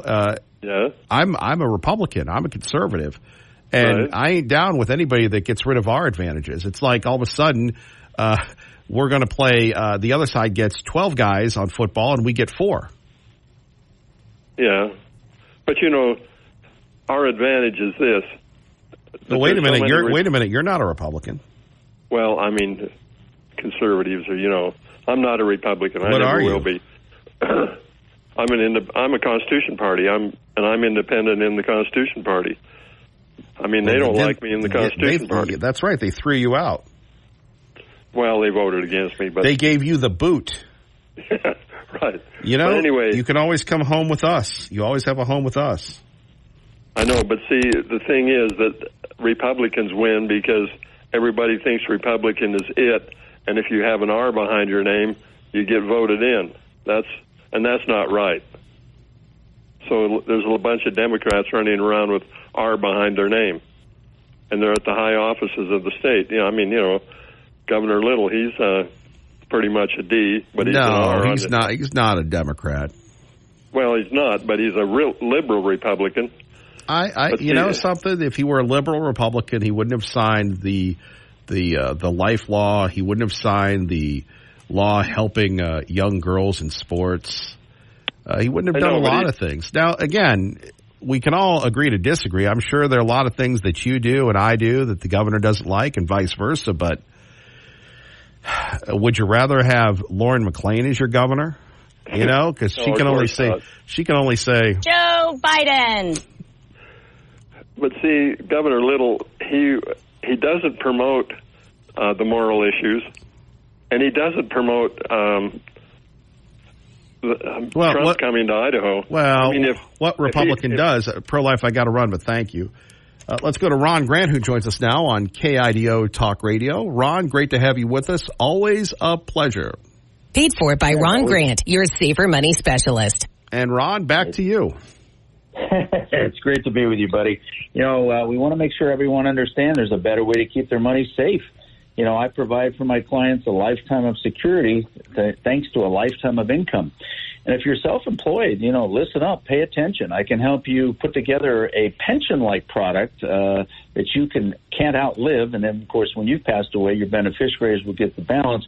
We can also put more money in than traditional $7,000 or $8,000 in the SEP IRAs. And that's something that you might want to look at. Kevin, right now, more than anything, we want to make sure that you have that income to live on, to take care of your family for the rest of your life. And that's important. Ron, you've been doing this on talk radio for over 14 years. You've heard the thing, hey, man, that's too good to be true. What do you say to folks, and how can they go one-on-one with you? Well, it's really simple, Kevin. The market goes up, we get a chance to go up with it. If the market drops, we don't lose. And every year there's a gain. We lock our gains in and go one way, and that's up. And these products have been around about 35 years. I own them. My clients own them. And let's do a one-on-one. Let's do a phone conversation right here in the Treasure Valley. Give me a call, 208-660-1372, or you can go to my website. I've got a great educational site that you can go on, videos there that you can look at, articles to read, and that's safermoneyspecialist.com. Ron, we always appreciate you. You have a great day, sir. You too, buddy. Take care. Paid for by Ron Grant, your safer money specialist. We kind of got derailed. We were going to talk a little bit about the debt and the deficit, and the good times continue to roll. At what expense? Also coming up next hour, we'll talk to our friend Theo Wold, get his thoughts on the latest concerning the presidential race and some really poignant local issues going on here in the state of Idaho. We'll always take your calls as well, 580-5436, 580-KIDO. Think about this, though, when we're looking at the debt and the deficit. The newly adopted 2024 Democratic platform states that the policies of former President Donald Trump added more to the national debt than has ever been added in a presidential term. This is from the Daily Caller's John Shelton. It is true that in 2020, the federal deficit leaped by an extraordinary $2 trillion. Indeed, Republicans are not taking the national debt as seriously as they once did. Talk to Senator Crapo about that again and again and again. They've eliminated any mention of it from their platform this year. But most importantly, it is clear that Kamala Harris's presidency would be far worse. Like I've said before, anybody with any common sense is not going to vote for her. It's the cult of personality versus our economic reality. Consider what happened during the pandemic in 2020. The economy came skidding to a halt at the hands of the virus, state mandates and public fear. Tax revenues dried up as the result. There were also substantial amounts of emergency COVID spending supported by Harris. There is no denying it. Stifling the economy and hiking spending is the textbook recipe for a debt crisis. Whatever we make of the need for government intervention in 2020, former President Trump ultimately bears responsibility for these actions. But the problem with this line of criticism in this year's Democratic platform is Harris has made it clear that Trump did not do nearly enough because he was too fixated on the stock market. Under a Harris presidency, there would be far more spending and shutdowns. A more honest Democratic platform would read, Harris policies would have added even more to our national debt. And we'll talk a little bit more about that. We'll examine the debt. We all have to deal with our own personal debt. We all, Ron Grant talking about money. We all have to deal with these things. It's incumbent upon both political parties, which will never happen, unfortunately, to take the debt seriously as you take your debt seriously so that you can retire, so that you can have the nicer things in life. Can you imagine if you have somebody that's living like the federal government does? It's unrealistic. And we're going to give them some reality next. Won't you join me, Kevin Miller, KIDO Talk Radio? Rules has the Harris-Walz campaign agreed to? Yeah, listen, I think both candidates here have agreed to the exact same rules, right? We're going to have a 90-minute debate. Both candidates have said that they are comfortable with live, unmuted microphones for the duration of the debate that allows for the free flow and exchange of ideas between the two candidates. I understand that Donald Trump's team of handlers is now attempting to overrule him, but insofar as the candidates themselves, we're in total alignment that this should be a 90-minute debate with live microphones. And so that's what we look forward to. I'm just trying to understand where we are right now, because yesterday the Trump campaign very clearly put out a statement, said they agreed to the same rules as took place in the June debate between President Biden and Donald Trump, where there were muted microphones. Have you not agreed to muted microphones? I think we've made pretty clear our preference, along with Donald Trump himself, is for unmuted microphones. I think the question that you'd have to ask is to Donald Trump and his team, are they in agreement between themselves on how we should approach this debate? Because we are in agreement with Donald Trump that these should be live and unmuted microphones. If they're muted, will she go? Yeah, listen, we fully intend to debate. We are going to be there. The question is, will Donald Trump commit to the terms that he's publicly agreed to, or will he let his team overrule him? So I guess everything is always a trap. Everything is always a trap. They continue to try to bait Donald Trump. Why not just have a debate on the issues? What did you do for the border? Well, when I was president, we closed the border. When I was president, I wasn't president, but my boss opened the border. When I was president, we stopped the wars. Well, I've got 2, possibly 3 wars going on with Joe Biden. When I was president, inflation was this. Inflation is now that. Gas prices were this. Gas prices were that. That's really a simple debate. I like the idea of the muted microphones. I fear that Harris will try to be a prosecutor like she did to Joe Biden, which really leads for a bad debate. Let's take a look at her record. Thanks again to the Daily Caller. It's not just the pandemic either. Harris's record shows that she has a history of supporting big government spending. Medicare for all, Social Security expansion, a $10 trillion climate plan, welfare programs that pay Americans not to work, and costly homebuyer credits, to name just a few. Let's go over a few of these now. Now, Medicare for all, remember, Harris has said in 2019, before she was booted from the presidential race because nobody liked her, nobody supported her, that Medicare for all, we're going to get rid of private insurance. And if you like how the medical system has gone since Obamacare, not that it was perfect before Obamacare, but if you like the way it is going now, then let's get Medicare for all. And then we'll just drive the doctors out to work for the nonprofit medical industrial complex. Social Security expansion, well, what does that mean? Maybe we should worry about saving Social Security before we expand it. Wouldn't that be great? A little common sense for everybody. A $10 trillion climate plan. Can't we get by on just $1 trillion? Can't we get by on pressuring India, Russia, and China to actually take climate change, energy change, pollution change as seriously as we do? It has to be, and it's been a while since we've had our friend Phil Kerpen on from American Commitment. It has to be so frustrating to be in the energy sector under this administration. You think that the fracking and everything else is bad now. Imagine if she gets in. Kamala, right? Is that right? What Scott Murdy called Kamala? Kamala? Anyway, people make that a big issue if you mispronounce her name. I'm sorry that I can't get her name right. We'll just call her the vice president. Welfare programs that pay Americans not to work.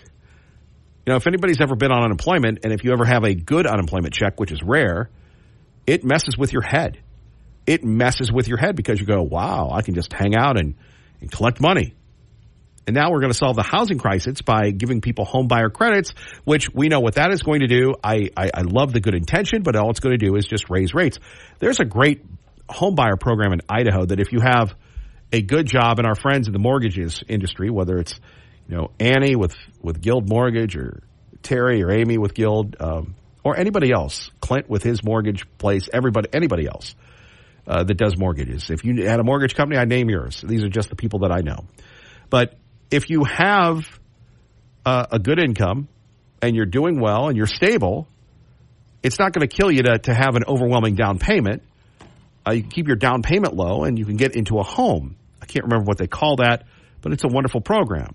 But it's not a government subsidy. It's something that helps people, not to the level that we're looking at here with the Bidens. And remember, Biden-Harris, they're the ones that have told us that we need electric vehicles no matter what.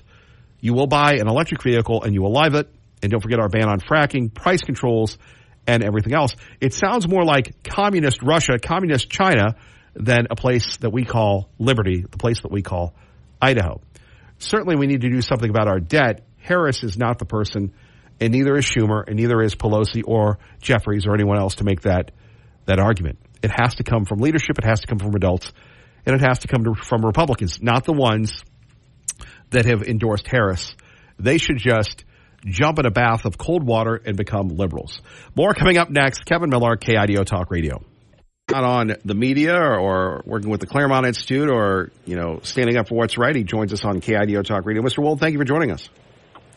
Thanks again for having me on, Kevin. It's good to be with you. You have worked closely with President Trump, and you're seeing what's going on with the debate and all these back and forths. As someone who has been in the room, what do you think's going on inside his campaign right now, sir?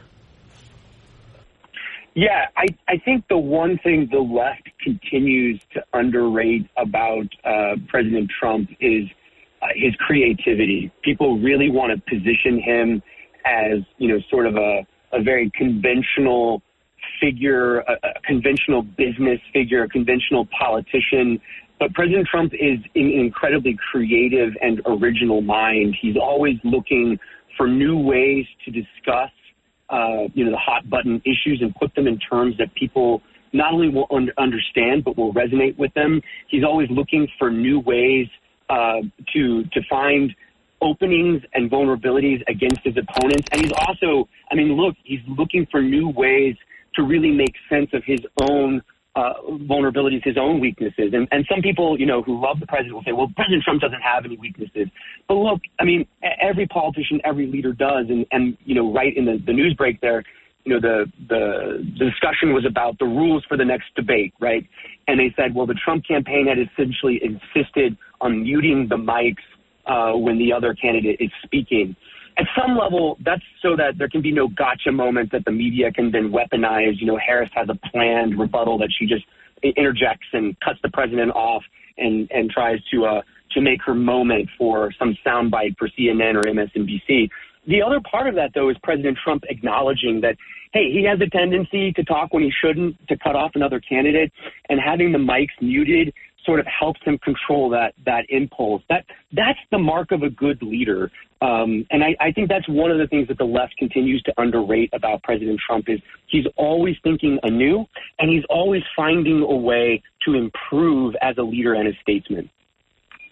Well, now, let's say, and again, you talk to these folks, they're all your friends. So I agree with you with the gotcha moment, but and a lot of people seem to underestimate the vice president, but could we see a return of the prosecutor that really called Joe Biden out for being a segregationist? Is that what, do you think that's the type of individual, that type of offense that they'll use against President Trump?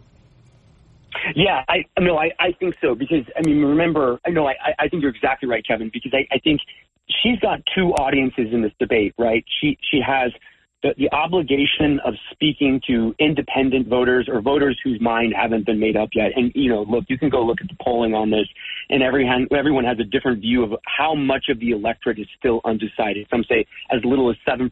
Some say it's as high as 14, 15%. But she's speaking to that audience to try to persuade them, especially in those 7 to 8 counties that will determine. And notice I didn't say states, I said counties that will determine the outcome of this election. So that's one audience. The other audience is essentially, the intellectual elite in the country who are going to be sizing her up, whether that's members of the intelligence apparatus, the Foreign Service, some of the multilateral organizations throughout the world, NATO, the UN, to see, is this woman actually capable of going toe-to-toe with a Vladimir Putin? Can she negotiate with van der Leyen and the European Union? Like, how tough is this woman? And so she's got two audiences, and I think you're exactly right. To get those two audiences, there is essentially a silver bullet, which is she's going to go hard. She's going to be something of an attack prosecutor.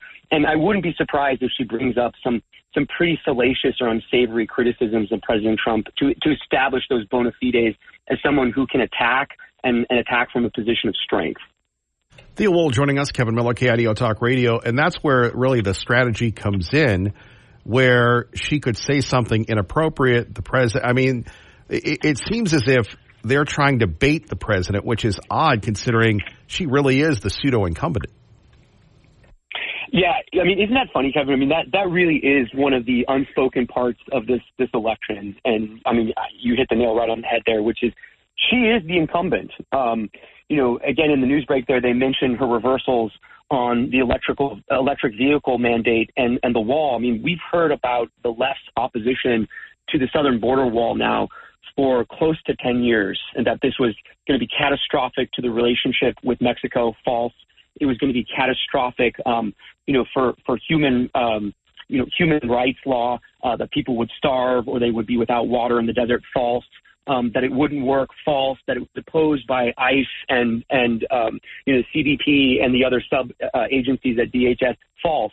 And now here we are after being told that walls don't work, the wall was a waste of money, walls make for bad neighbors, et cetera, et cetera.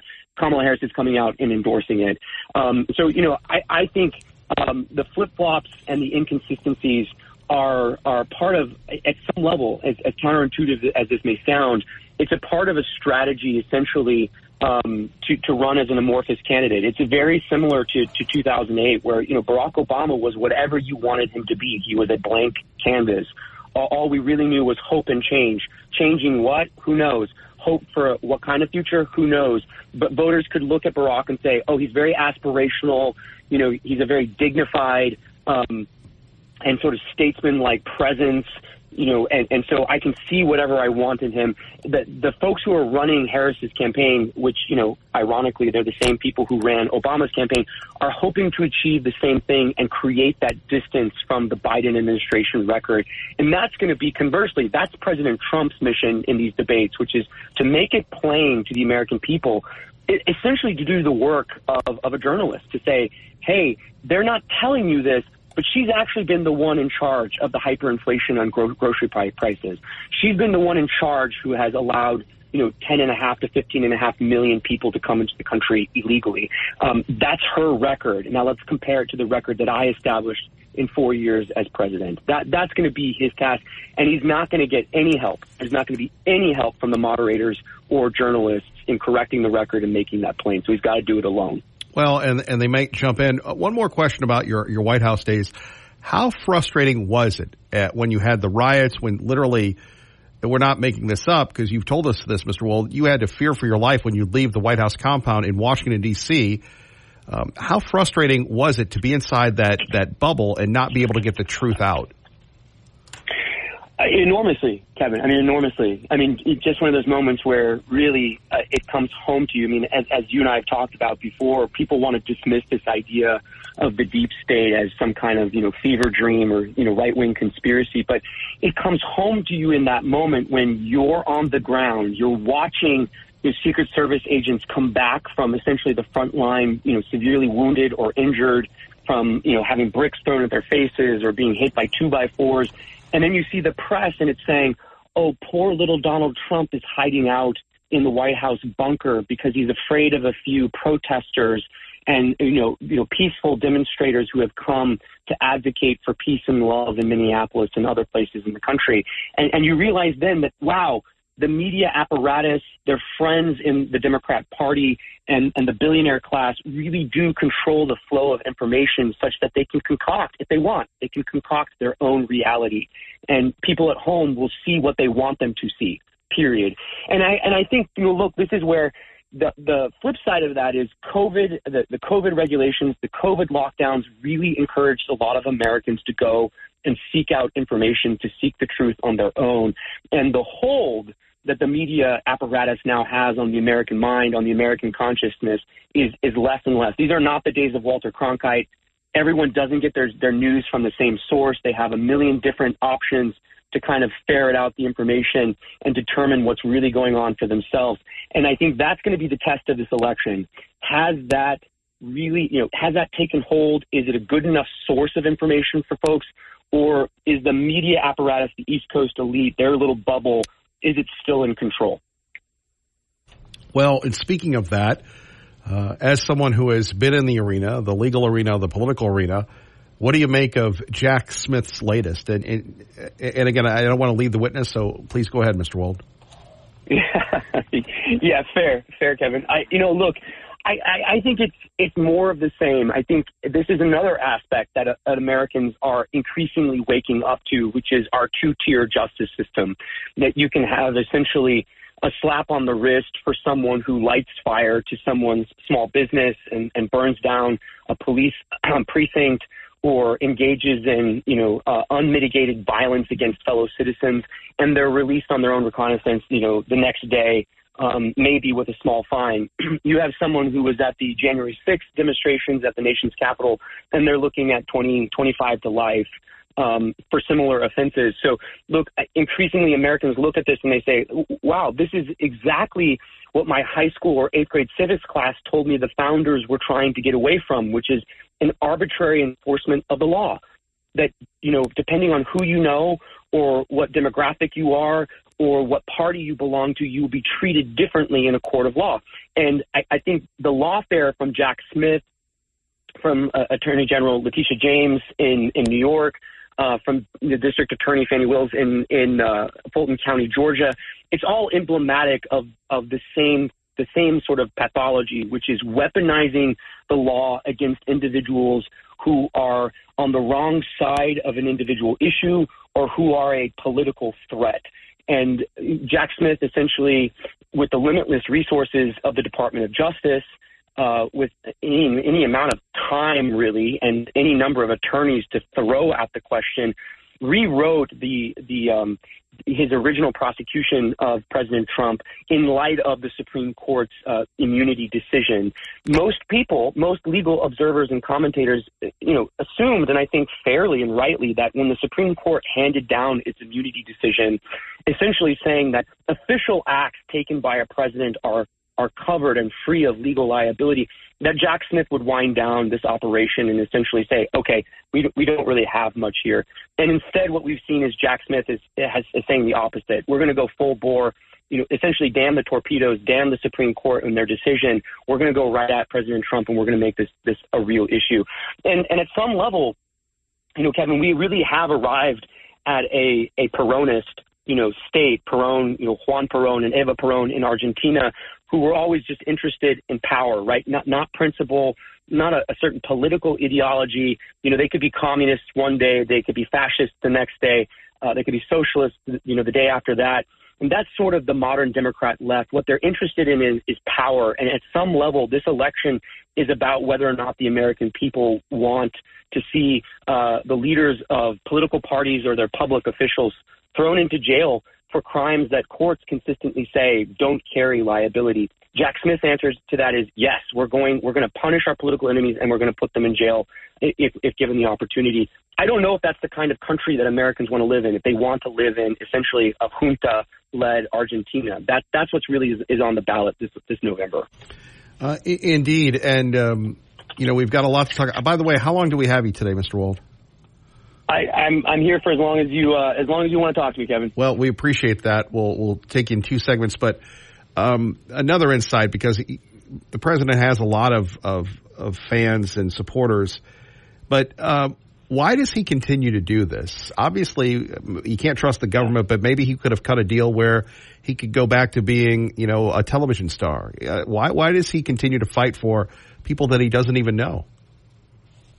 Yeah, I mean, the way you frame that, Kevin, I think it really gets at it's the most descriptive sort of version of the reality that we are confronting as a nation, which is that we're willing to offer a deal to Nicolas Maduro in Venezuela, and we're willing to say to Maduro, look, like, you've caused all kinds of problems. We know that you're cooperating directly with the Chinese to create mischief in our backyard. You have thrown political prisoners in jail. You have executed political prisoners in essentially rendition facilities in Venezuela.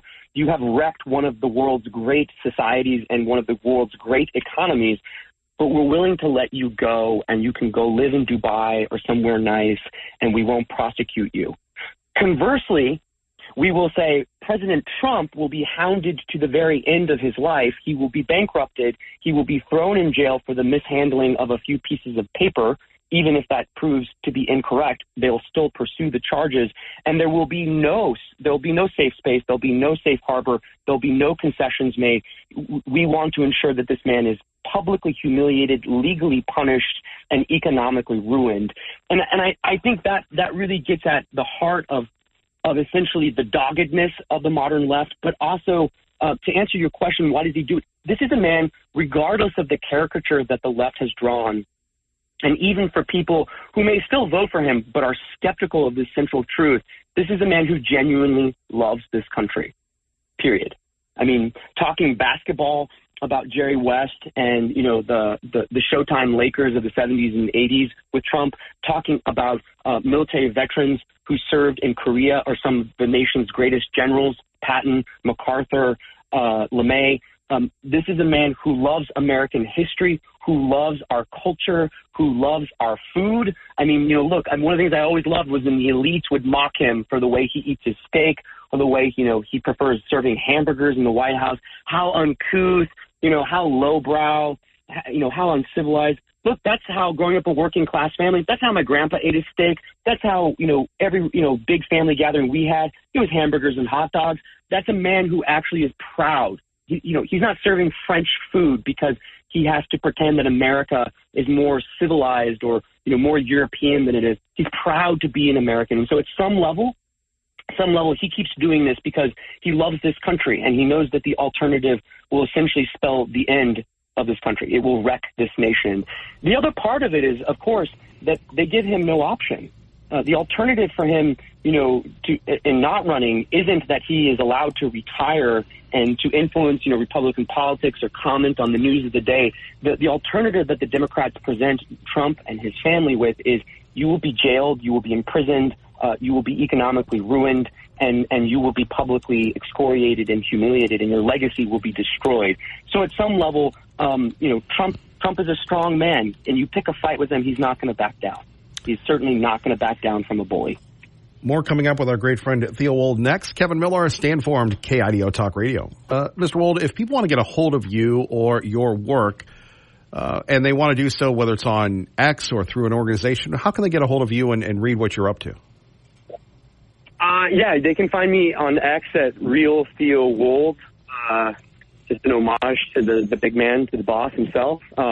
And then at the Claremont Institute's Center for the American Way of Life, the Claremont Institute is doing, I would argue groundbreaking research and scholarship on, the effects of diversity, equity, and inclusion policies on the U.S. military, on DEI and the change of curricula in public universities, and then on something that I write about extensively on the administrative and deep state, so on the intelligence apparatus and the growth of government bureaucracy and how that affects, in particular, red states, where people may have chosen a different option, but the way that the federal government essentially controls the budget, that controls the block grants, and regulates whole industries, their lives are sort of, twisted and changed by the administrative state located in D.C. So those are all topics there. Check out the Center for the American Way of Life online and see some of their programming is available on YouTube. Do you ever worry that your work could cause you to be targeted by the deep state, sir? It's a great question, Kevin. Yeah, certainly. I mean, again, I lecture about this a lot, usually behind closed doors, so I can speak more candidly about my own experiences and some things that, I've learned in my work. If you remember in the White House, so I had a TES SEI, which is the highest clearance level available, and was sort of privy to how the national security apparatus operates, how it works.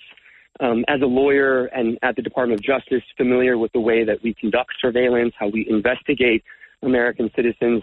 And I will tell you, there are a lot of really powerful tools and authorities at the disposal of the U.S. federal government. And really, this manifests in two ways. Either people are reluctant and reticent to talk about those tools because they are concerned about the potential damage it could do to their own life, their livelihood, their families, or, essentially they try and they are blackmailed or extorted because of personal vices or personal corruption, and then they are silenced from that. Here's the beautiful part about my life is I didn't set out to do any of this. I grew up in a pretty poor working class family. I was very lucky to have a good education and to get some opportunities in my early career. But my experience working in the White House, which, I always say the person who had my job under Obama, she left when Obama's term ended, and she took a seven-figure job with AT&T Global South Asia. None of that was on offer to me. None of that. What I was told was good luck getting hired as a janitor after working in the White House at some of the highest levels of our government for 3 years. After January 6th, there were no opportunities. So the answer to the question came not because I chose it, really, but because circumstances demanded it, which is you are blackballed. You're essentially listed as a non, as an untouchable. You want to clean toilets for the rest of your life. You can do that. You can work at Walmart. Maybe you can do these things and we won't bother you. But if you stick your head above the surface, we will crush you. And I think for me it was, well, I'm already in for a penny, in for a pound. You want to tell me that my entire career is wiped away and my service is meaningless, then I'm going to go and speak the truth. I have nothing more to lose.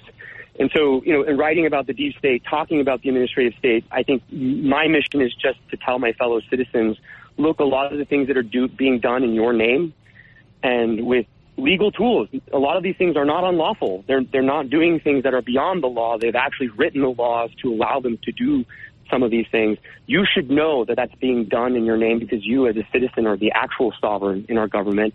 And, it's something very consistent with what Frank Church said, decades ago, which is we need to have some accountability. We need to have some transparency in this government. And the American citizen should really know what the federal government, especially the intelligence agencies, are up to, because they all say they're doing it on your behalf. And really, they're doing it to keep you in a position of obedience and to make sure that at the end of the day, to use a phrase of a mentor of mine, look, they want to make sure that you shut up and you obey.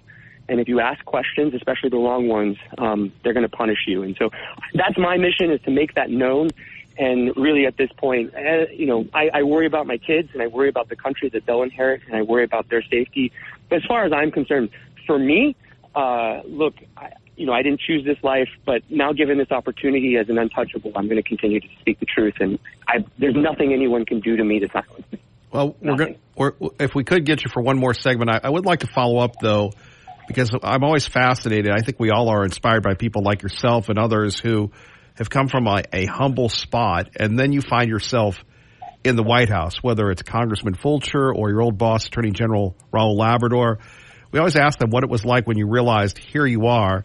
Your daily commute is you see the beautiful rotunda before the sun comes up and probably don't leave until the sun goes down. As a kid who, aspired to great things like we all do and worked hard and made it happen, what was that? What was the perspective like? Did you think of your family members, teachers, others who got you there?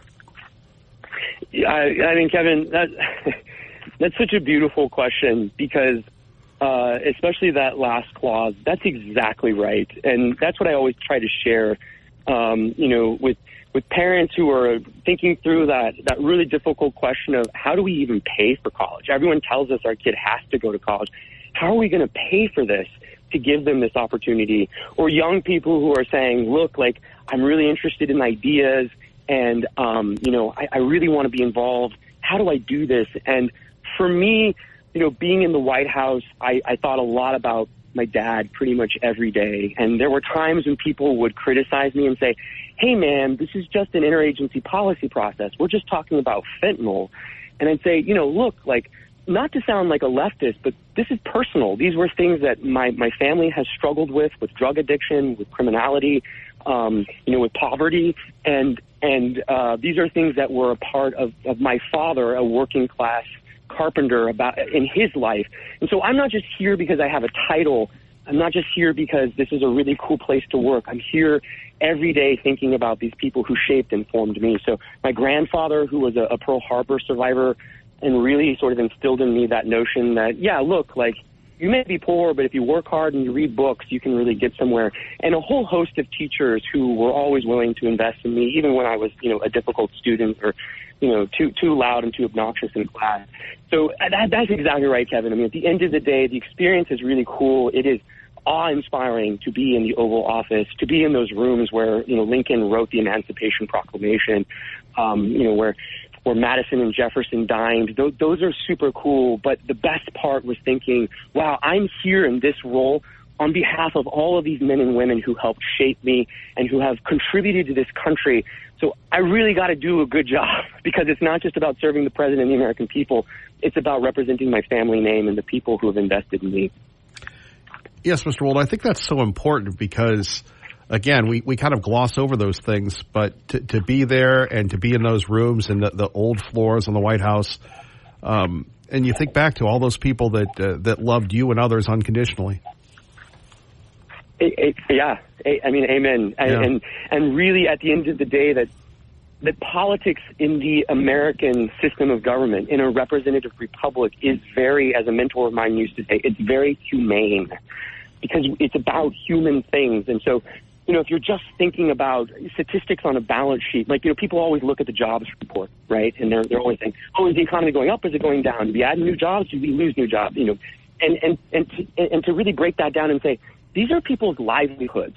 These are people's ability to buy a new truck, to take a weekend vacation to Payette, or, to go over to the coast in Oregon. These are people's abilities to pay for their kids going to college. They're not just statistics on a balance sheet. These are real people with real dreams, real aspirations, real responsibilities to children, to disabled relatives, to elderly parents. And so really always trying to keep that in mind, especially for someone like me who loves policy, loves ideas, loves getting into the meat of the law. At the end of the day, our system of government isn't about moving widgets or moving statistics around on spreadsheets. It's about people. And I think, to just bring it back to President Trump, I think that's one of his unique gifts, right? You see him in these long-form interviews, and I know this got a lot of attention on social media, but that interview with Theo Vaughn, which is available on YouTube, people should check it out. And at that point when Theo Vaughn describes his, long-standing addiction to cocaine, it's a very humane interaction from President Trump, where he is both curious, like, how did you get into that? And secondly, when Theo Vaughn essentially conceived, it made me feel bad. I didn't like who I was, and I didn't like the way it made me feel.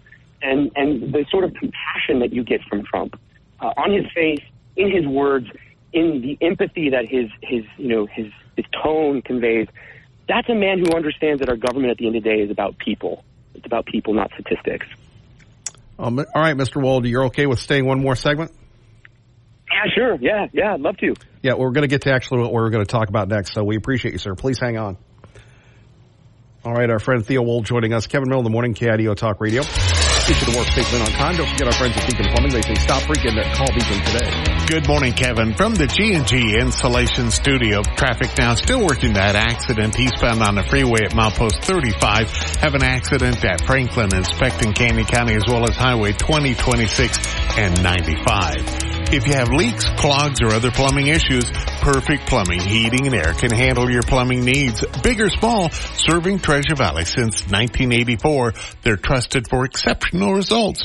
Call or visit callperfectnow.com.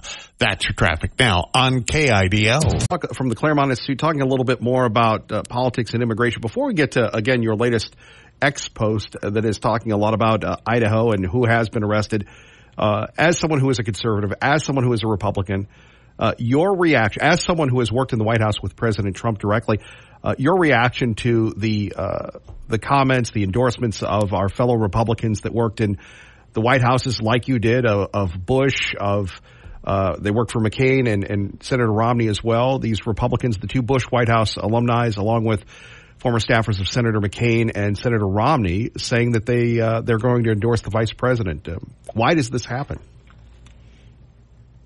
Yeah, I mean, look, I think why it happens is people are always really interested in being relevant. So, this is a way of showing they still have the ability to shift votes and to be at the center of national discussion. I don't want to delegitimize anyone's honest, policy or temperamental differences with President Trump. I think I think you and I both could say, President Trump isn't everyone's cup of tea. But look, here's the thing I find really amusing about it. You scroll through that list, Kevin, because people will take these headlines on faith, and it'll just say, 250 staffers or 50 intelligence officers signed this open letter. Go and open the actual document and look through the names. You've got 8 interns. That's their title, intern to John McCain, intern to Mitt Romney. You've got 8 interns. You have a number of folks who are identified as their title is volunteer. So to get to that number, they essentially had to go and ask people who were, 17, 18 years old, serving, in Senator John McCain's Senate office as a summer intern or a campaign volunteer who door knocked in Phoenix. And I'm not trying to belittle those contributions. They're essential to how our democracy functions, and it's an important part of our government. It's a great experience for young people and for people who have real jobs outside of politics to participate. But that's not what the headlines make you believe. The headlines make you believe that these are senior level officials who worked for those presidential candidates or in their Senate and governor's offices, and that they are coming out saying this man is dangerous or a threat.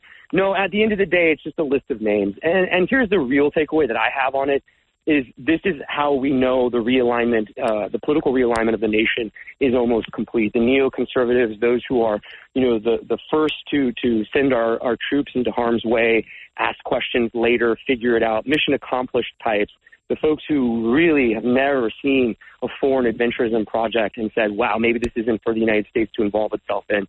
Those people are now almost firmly in the Democrat camp. The pro-war party then is the Democrat Party. The pro-peace party is now the Republican Party. And you could go down the list. The pro-working class party is the Republican Party. The pro-free speech party is the Republican Party.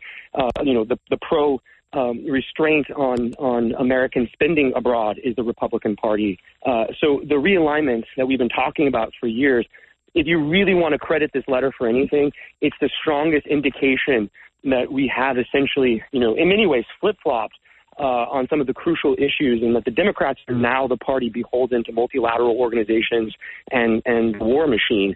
And I'm okay with that. I am just perfectly happy that the Republican Party now is willing to say, no, we're not going to send our young men and women to die on foreign soil just because some, theorist, some think tank says that there are weapons of mass destruction, or that somehow this small country that no one has ever heard of in America has some, Rube Goldberg machine connection to American national security. No, let the Democrats have that, and Republicans will run on peace and prosperity, and we will show the American people, especially our children, a better future. Well, usually we've had our friends from the Federation for American Immigration Reform or the Center for Immigration Studies on to give us the report on illegal immigration in the state of Idaho, but Mr. Wold, you've become our expert and perhaps the state's expert on what's really happening concerning illegal immigration in the state of Idaho. You've been posting on X about this. Can you tell us what you've discovered lately? Yeah, so last time we talked, Kevin, we talked about this report that is published on a monthly basis. That's what the law and federal regulations require. Immigrations and Customs Enforcement, ICE, and just to sort of get people's orientation framed correctly. So CBP does all the work at the border. And they have like a 200-mile radius that they'll do in the border zone. ICE handles all the enforcement of our federal immigration laws in the interior of the United States. So there was a report published, and for the first time, 3 Idaho counties were listed as essentially being non-compliant or non-cooperative with ICE's official authorities, its enforcement authorities. And there's a back and forth with one of those counties, Kootenai County up north, the Sheriff Norris, Bob Norris, who's been in office there, I think, for about 3.5 years and running for re-election this year. Sheriff Norris sort of vehemently denied that, argued against Kootenai County should not be included in this report. This has to be some kind of error. And it turns out that ICE did, in fact, make a mistake. They issued a statement. This was sort of my position for the last 2 weeks, was to say, look, this can be easily clarified. Get a statement from the Seattle field office, which has sort of jurisdictional authority over North Idaho. Get them to clarify whether they made a mistake in including you. And I think this immediately goes away as a story. In those conversations, Sheriff Norris agreed to sign on to a 287G agreement. This is really important for your listeners to think about, because when you think about deportations coming in the spring of next year and people, say, well, how will Trump do this? It will start and end with local and state law enforcement. And the 287G agreement allows ICE and some of the federal immigration authorities to deputize local law enforcement and to use their resources and their manpower to collect criminal illegal aliens and get them out of the country. Only 2 counties in Idaho currently have signed on to 287G agreements, Power County and Gooding County. This is obviously something to shoot for. Now, it should be said, lots of rural counties, they're cash-strapped. They already have personnel and budget issues. They don't have a lot of resources to deal with crime generally. And a 287G agreement may be a burden. It may be too great of a burden for them to take on. But it's certainly something to aspire to, and really gets the meat when Idaho says it is a sanctuary-free state. We do not allow sanctuary jurisdictions to protect illegal aliens from federal immigration law or state law. This is where the rubber hits the road. Like, sign on to a 287G agreement and you've hit the gold standard. So that's one story. The other story, it's probably inappropriate to demarcate it as an immigration story right now. We don't know all the facts, but there was an incident of violence in Boise, the robbing of a convenience store at a stinker station in Hyde Park, where 2 men entered the store and tried to walk away with a number of alcohol bottles without paying. They were confronted by some, good Samaritan citizens who said, hey, you can't do that. You're stealing. At which point a gentleman got out of a waiting vehicle and pulled a firearm on those 2 citizens. They sped away, and then later they were apprehended 2 of the gentlemen were apprehended at an incident on 24th and Fairview, which, if anyone knows Boise, that's sort of a hotbed of illicit drug use and, sort of just general low-grade criminality. They were arrested there after stabbing an individual, cutting him on the throat. Now, 2 of these men have been arrested, Abdullahi Qasim and Mebwa Nasik. The 3rd gentleman is at large. And I think the interesting part of this story is where it occurred. That's the part people should focus on. That neighborhood in Boise and Hyde Park is generally considered pretty safe. I know if you're living out in Marsing or, in Star, you're like, Boise's not safe. Come on, Theo.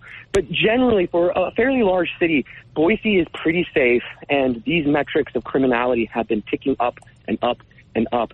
And here's the question people should be asking. What's occurring at the same time? What's occurring at the same time is the city is transforming. It is being changed in part by legal immigration, also by illegal immigration. And so I think when we're thinking through what does the future of Idaho look like, that distinguishing feature that Idaho has that Washington State or Oregon do not have is safe streets and safe communities. That's just not true in a lot of places in Northern California, in Oregon, in Washington. But Idaho, people are generally free from violent crime, from burglary, from theft. And those are one of those questions that we have to ask about what will the state look like in the next 10 to 15 to 20 years as we deal with an integration challenge of admitting. I mean, remember, Kevin, like, people often want to say legal immigration good, illegal bad. And it's a more difficult question to answer when you're looking at admitting about 1.5 million legal immigrants every single year. And of those 1.5, don't forget 60,000 of legal immigrants who come into the country every year. That's not a one-off. Every year, 60,000 of those are selected through what's called the diversity visa lottery, which is just a random selection. You have no prior connections to the United States, no family here. You may not even speak our language, but we basically take your name out of like an NBA draft pick lottery, and you get to come here. That presents real unique integration challenges.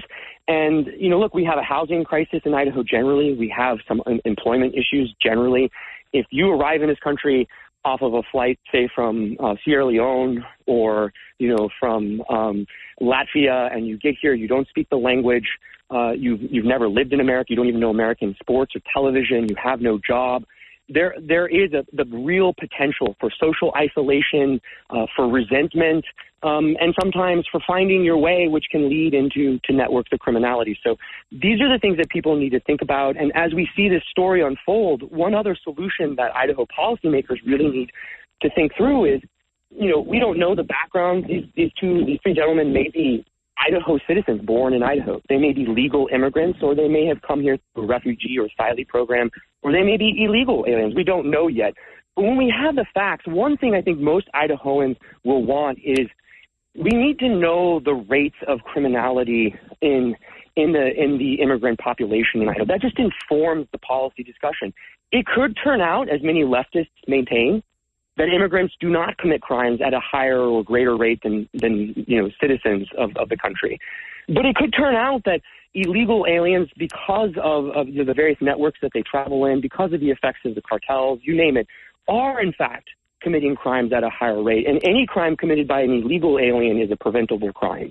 And so it's important to inform that policy discussion, that we're not just talking about anecdotes or I feel this way or I don't like that guy because he doesn't speak my language and his skin color is different, that we actually root it in some real numbers. And I think one thing that could go a long way, especially in Idaho, is if we start collecting this sort of statistical overlay and saying, look, like when we book someone into a county or state penitentiary or corrections facility, we're going to ask the citizenship question. Do you have status? Do you have citizenship?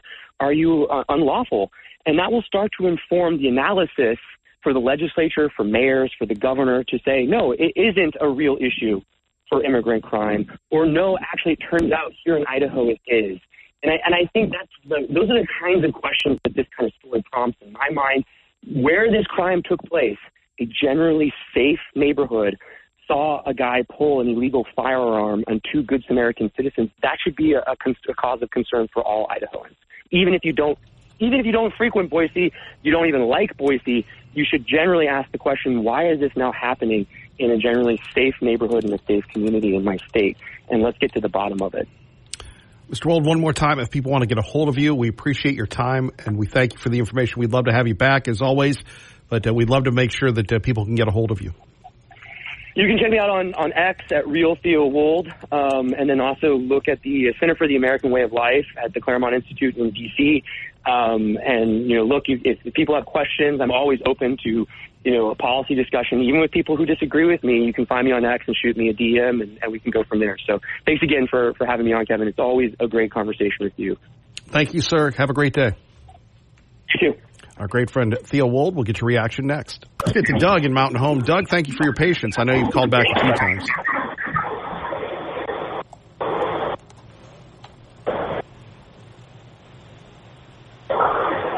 Doug. Yeah, I'm here. Oh, go ahead, please. Well, I can hear you. Yeah, hey, I was just wondering if I was listening to Beck about a week or so ago, and he had a cut, Kevin, of Camel Toe Harris. I think when she was maybe right after she was the Attorney General or whatever she was there in Frisco. And, I mean, if you guys, somebody ought to be playing that thing over and over and over and over from what she was saying, Kevin. I mean, it was like, that's why Beck put it on her. She said, like, well, I learned at the stroke of my pen, I could put somebody in prison. I learned at the stroke of my pen that I could ruin families, that I could tear families apart. I learned just on and on about the stroke of my pen. Somebody needs to play this crap. Have you ever heard that one? Doug, I'll look into that. Please do. Okay. And whoever you just had on there, I'm hard of hearing. I mean, that was a good interview. Long, but it was good. So he worked under a whole bunch of the presidents the White House? He worked for President Trump only. Oh, okay. I thought, but he was in there while Bush and Obama and them were there. Well, no, the Bush and Obama people, they've endorsed Kamala Harris. That was what we were talking about. Got you. So, anyway, see if you can't find that, Kevin, because, I mean, she's getting away with being shut up, and I don't know what's going to happen with this debate. I don't know what to think. I know Trump knows how to talk, but then the other side knows how to freaking manipulate. You know what I mean? I do, Doug. I do. I appreciate the call, sir. Yep. Bye. Bye-bye. Very important sound clip. Sweet William, get on that. Kevin Miller, KIDO Talk Radio. Don't forget our friends at Beacon Plumbing. Folks as well. Do appreciate Theo Wold joining us from the Claremont Institute, a local guy doing very well. And, sometimes, we tend to forget things. And I love because we all need to be inspired, right? I love the inspirational stories of Mr. Wold, Mr. Fulcher, Congressman Fulcher, the Attorney General, Raul Labrador, that have worked their way up through very humble means to get to our nation's capital, which a lot of us, we're only going to see the nation's capital via, watching the nightly news or something of that nature. So to see these people and to hear their stories of how they did it is just really inspiring. So they are human, and we'd love to share their stories with us. Coming up, a guy who his office is literally the White House. Joins us now from Washington, Jared Halpern of Fox News Radio. Good morning. How are you? Not bad. I was going to say, does it ever get old, your workplace? My workplace? Your workplace, whether it's the White House, whether it's in Congress, whether it's... Oh, yeah. I was going to say the Avenue of the Americas, but that's the other Fox. That's the other Fox. No, we the Fox Bureau is in the Hall of the States, though, so it's still a very prestigious name. But listen, this is a cool time of year to work where I work. We're kind of getting to the tail end of it, but the summer, obviously, is when so many folks come to D.C. to tour the Capitol, tour the museums and the White House and everything. It's a good reminder for folks like me that, it's easy to take this for granted, but we shouldn't. And it's an extraordinary place to get to walk into every day, a privilege, and I hope a responsibility that I'm taking serious enough as I try and report out what, the government's doing with your money and in your name. And that is important, that responsibility, whether it's legislation or whether it's the campaign. And, is my mic on? Isn't my mic on? That seems to be what people are talking about. Well, it's interesting because it seems like a minor detail, but it is one that really can have a big impact on the debate. Yesterday, former President Trump on social media said that they had agreed to the language and the terms of this September 10th debate. It will mirror, he says, what was done in June on CNN. So that would include muting the microphones. Now, back in June, that was something that the then Biden campaign wanted. They had raised objections to the way that they felt Biden was interrupted by Trump back in 2020. They wanted to prevent those types of moments. They wanted the president to have kind of a clear pathway to answer questions uninterrupted. And so that was a concession that they were able to get. Fast forward now, it is a different candidate in Kamala Harris, a different debate style. Her campaign was pushing to get that rule removed, to have those microphones live for the full 90 minutes, as has traditionally been the case, because they want that breakthrough moment. And if you remember, back in the 2020 campaign, she had that vice presidential debate against Mike Pence. There was a moment where he kind of started to interrupt her, and she said, I'm speaking now. That was kind of a big moment for her campaign. It showed a sign of strength that they wanted to exude. She had some other debate moments like that during the crowded primary debates months earlier. And so I think from their vantage point, it's a way to distinguish her from Trump and a way to distinguish her from Biden. The Trump campaign pushed back, said, no, we agree to these rules. You can't change them now. You're trying to get out of the debate. Notably, Trump didn't seem to care either way. He kind of said as much in some one-off remarks he made to the press. But his statement yesterday suggests that they are going to have muted microphones. That being said, ABC, who is hosting the debate, nor the Harris campaign have sort of said whether or not that's true. But that is why over the last couple of days you've seen this issue kind of emerge. It seems like, who cares? Mic's on, mic's off. But from kind of the tenor and tone of the debate, I think both campaigns see it as something that plays to an advantage or a strength one way or the other. It's fascinating that this is what it's come down to. Of course, we also have the first interview. Your thoughts on that? Again, we did our very best to make sure that you were the guy. Well, I appreciate the lobbying. We'll see if she does more. Listen, I think that it was kind of, I don't think that at the end of the day, whether she has an interview or not was as important maybe to most voters as it is inside the world of media. That being said, it does feel like a mistake by the Harris campaign to let this kind of fester, right? There was so much talk from Republicans, from the Trump campaign, from the media about why she hasn't done a sit-down interview now more than a month into her becoming the Democratic nominee, replacing Biden on the ticket, that now she's going to do this joint interview with her running mate Tim Walz with CNN tomorrow, and it has made it such a big event that in many ways now the stakes are even higher than had it kind of just been something that they got out of the way early on and made kind of you do a few of them and it kind of diminishes the value of all of them in some ways. Right now, because they've kind of waited as long as they have, it seems like this is going to be a very high-stakes interview, and that can come with some risk, right? It can come with, obviously, a big reward, but a little bit of a risk, too, versus kind of the alternative, which is like, you just do interviews from time to time, and, you move on to the next one if it doesn't go great, right? Now this is a huge event, certainly a big get for CNN, a huge get for Dana Bash, who I have long admired as I've followed her work here in Washington, but it seems like maybe something that the Harris campaign allowed to kind of become bigger than it needed to otherwise have been. Yeah, I miss the days when you would just talk to Steve Kroft.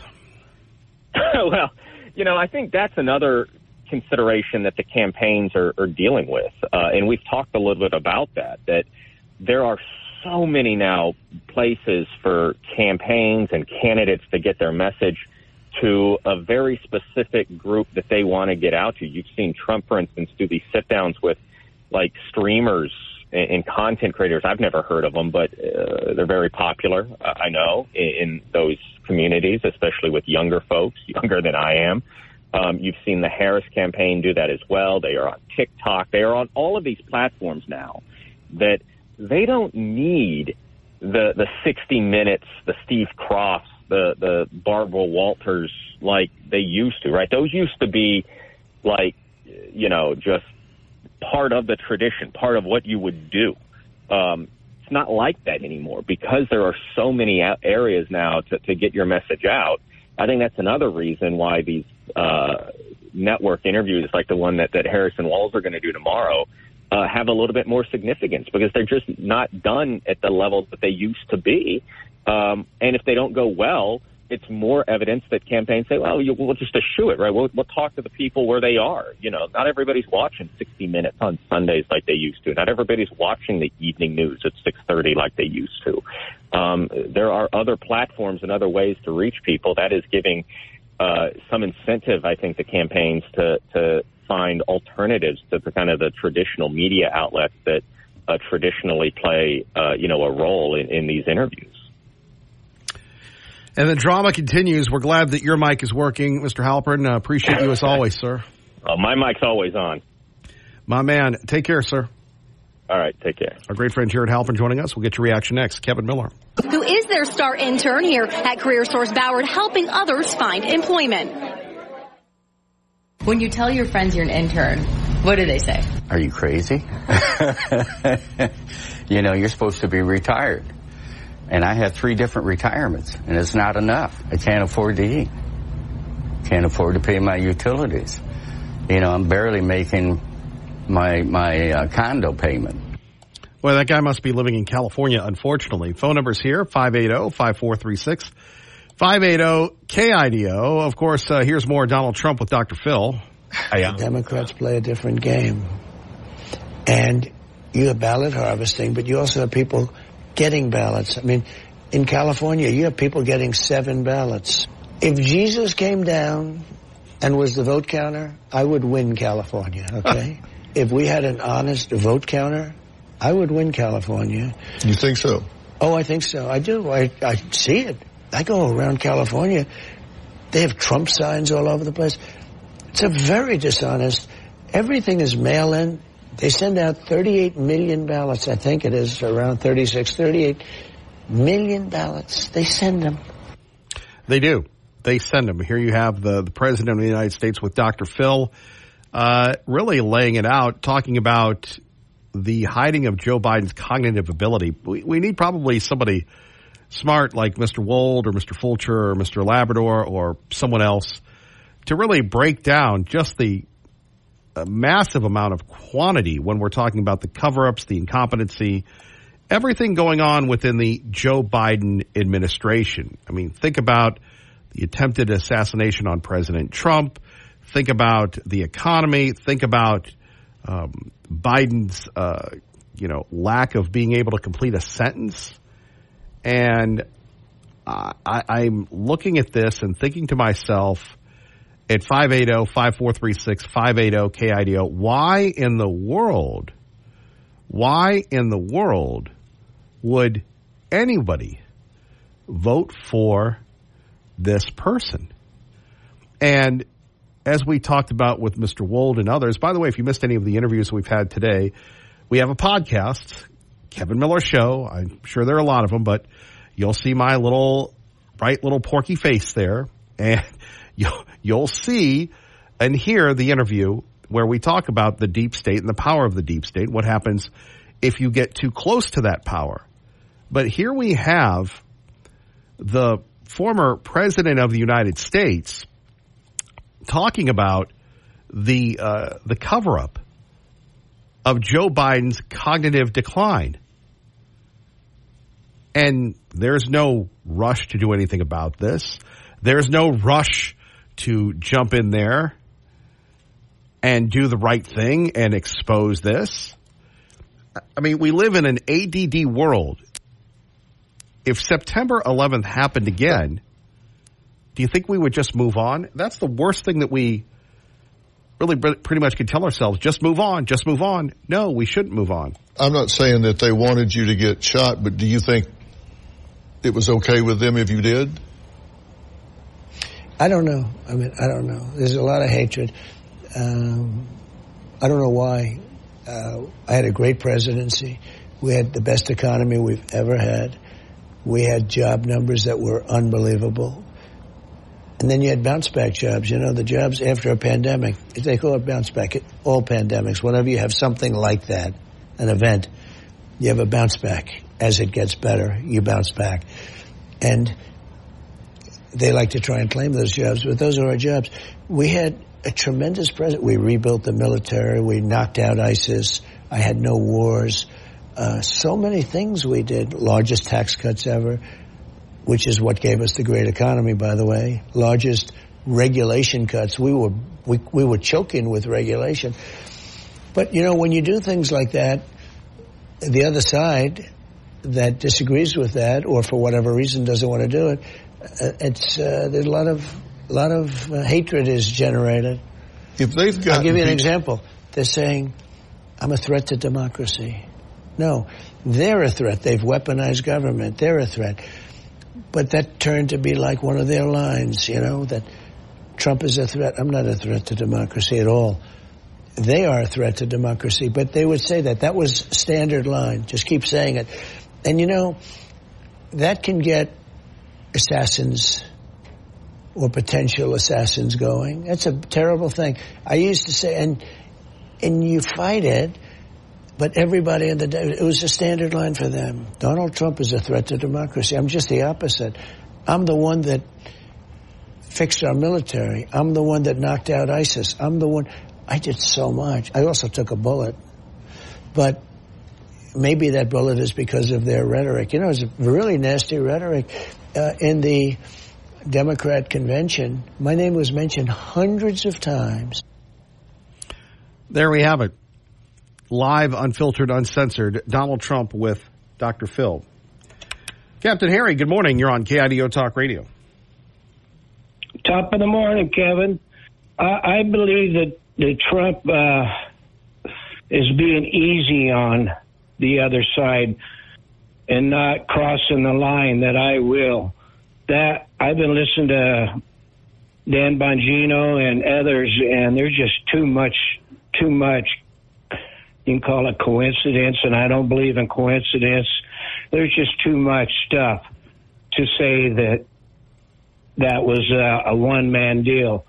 And a 20-year-old could not do what he did and not have any history of anything. And they cremate him and this and that. And it just goes on and more stuff every day. But we need to get somebody like Dan Bongino in there running the Secret Service. He'd be the man for that job. He's very dedicated and passionate, and he knows what he's doing. He's very confident, and Trump would be a safer man because of it. And earlier today, I did want to touch on this a little bit.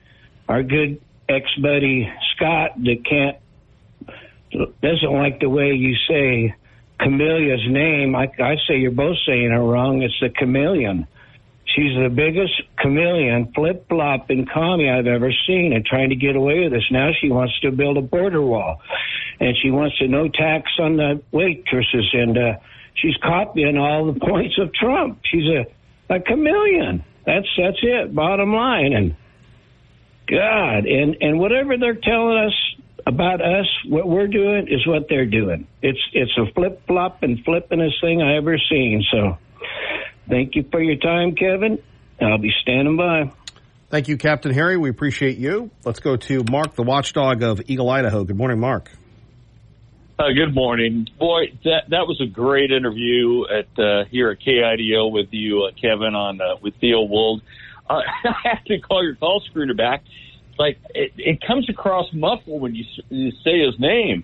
So I looked him up, found out I didn't know this guy actually lives here, was part of state government here in Idaho, but he has a very interesting background. And I asked Mr. Moyle about this the last time he had him on, and he says, I hear about these busloads or airplanes of illegals being flown in, but he says, I don't see any proof. I've never had any proof. So it'd be interesting to find out that they're friends. So, yeah, it's kind of a weird one there. I mean, why would you not know that this is happening? But anyway, no, listen what he said about the deep state and the intelligence agencies. It kind of backs up a lot of what I've said about what's been going on in our country, probably back in what Ron Paul had said way back about when Kennedy was assassinated, that the CIA was involved in that. And like RFK Jr. has said, and others have said that are known out there from the intelligence community, that CIA was involved in this and that we had a coup back then.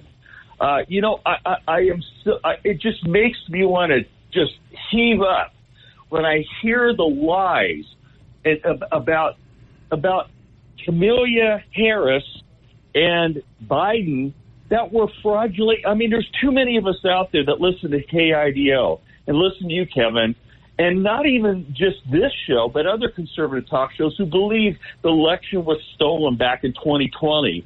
But they keep just like the demon rat party's doing now, lie to us about everything with the help of the deep state and the intelligence agencies about the fact that, they're legit and that they're running against Trump, but he's the bad guy, yada, yada, yada. It just baffles me. It's like I'm living in an upside down world.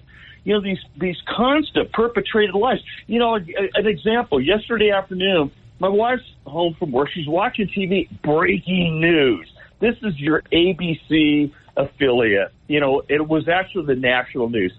Trump indictment. Okay, they make it sound like some new indictment popped up. It's just the rehashed Jack Smith crap again. ABC did it, NBC did it, CBS did it. Breaking news. I mean, then you go to the conservative websites and you find out they don't even mention it. Even Fox News didn't even mention it on their website on my iPhone here till further down in the section of under politics. But, you know, just to give you an example again of the stuff that's constantly coming out, and I like what he said, because I did talk to you about that, I think, yesterday, about the 200 or so people who work under Bush and McCain and all that. And I like his explanation when he said that these are interns, a lot of them, who want to either make a name for themselves, stay attached, and maybe aren't high echelon people. So that was a good explanation from him. But I don't necessarily buy that all those people are just low-level people. You know, here's one here yesterday came out. Laura Trump reveals only 50 of 700 GOP poll watchers accepted in Detroit, while over 2,300 Democrats were allowed. This is the kind of garbage that's going on. I mean, the steal is in. The steal is in. Well, and that's why we're here, Mark. Thank you for the call. Kevin Miller, don't forget our friends at Beacon Plumbing. Stop freaking. Call Beacon today. Please tell them Kevin Miller sent you. BeaconPlumbing.net, home of Fox News, right now. Miller, I thank you again for that interview with Theo this morning. I only wish everyone in Idaho had been listening. You know, Idaho is not immune from what is happening nationally, and Idahoans need to wake up, or we're going to become the next Oregon or Washington. You know, if Americans didn't get it before that Romney, Bush, and McCain were rhinos and neocons, they should now, after this disgraceful support of Kamala, even if not by all of them, by so many of the people who work for them. You know, these good old boys never saw a war they didn't like. You can bet if Kamala gets elected that the wars will continue until they start a nuclear war and kill off 2/3 of the world population. Now, these are the bureaucrats who don't care who or how many of our young people die fighting these horrible wars, where the only winners are the military-industrial complex. And if you remember what Eisenhower said about that, he warned us about this, and it appears that he was more than right. Anyone who thinks that Kamala will be able to stop a war in Ukraine or the fighting in the Middle East is just whistling past the graveyard, and that's going to be filled with our young men and women, where they are going to eventually wind up being buried. You know, this interview with Dana Bash that's coming up is going to be another softball game for Kamala and the communist from Minnesota. Did you put in your application to interview her? Who? Kamala. Kamala? Yeah. No. I'm going to classify her with Tommy. You know, there you go, bagging on my friend Tommy, man. Yes, indeed. I always go back home, you know. Yeah, he doesn't forget. He doesn't forget. He doesn't forget you either. So, although I'm sure it's been years since I've spoken to him, probably thanks to you. So there we have it. Well, that's because he loved you so much. Right. You know, if you think for a minute that the Harris campaign didn't choreograph this interview, you're sadly mistaken. Now, if you think for a minute that they were going to take a chance on Kamala giving us another word salad, you'd be wrong. You know, this entire campaign is being orchestrated by the Obama operatives, and they are not going to let her screw up their chances of getting another 4 years. The only fear I have with this interview is that Kamala will put forth many of Trump's ideas for the future, and there will be enough gullible people listening that will swing their votes to her because of these programs that you say she's going to do. The propaganda machine is humming, and they are going to lie through their teeth. It goes back to that old song by the Blues Travelers. It doesn't matter what I say. It's, you know, the words, it's the tone of my inflection, and that's really what we're seeing here. Well, you know, I guess you have to judge somebody by what they do, and if you judge her by what she's done for the last 3.5 years, why in God's name would you ever think about voting for this person? That's what drives me nuts. You know, these neocons are so afraid of Trump getting 4 more years they're afraid of losing that taxpayer piggy bank. And I would put nothing past them to keep him out of office. And that's what scares me. You know, that assassination attempt, I think that should have scared everybody in this country, to show you how far someone will go to keep him from getting elected. It's scary, my friend. We are living in a whole different world than we've ever been in before. And people should understand that. I haven't got much else to say, but thank you again for your show. And again, thank you for having Theo on. I really appreciated that conversation. No, Theo's a good dude, man. We're just trying to, hold on. We're just trying to bring people together and get the message out, little buddy. That's what we have to do. It's like when we have you on. Oh, I'm just a very small cog in a very big wheel. You doing okay? I'm doing better than most and worse than some. Got my daughter up here with her husband for the week, and we're just having a ball. For a week? That's a long time, man. Yeah, I know, but, you know, it's just kind of like any kind of relatives. After 3 days, everybody smells like fish. After 3, they got to go. Yes, I know. Thank you for Kyle saying it's the hook that brings you back. Big John Popper talking about Blues Traveler. Thank you, Tea Party Bob.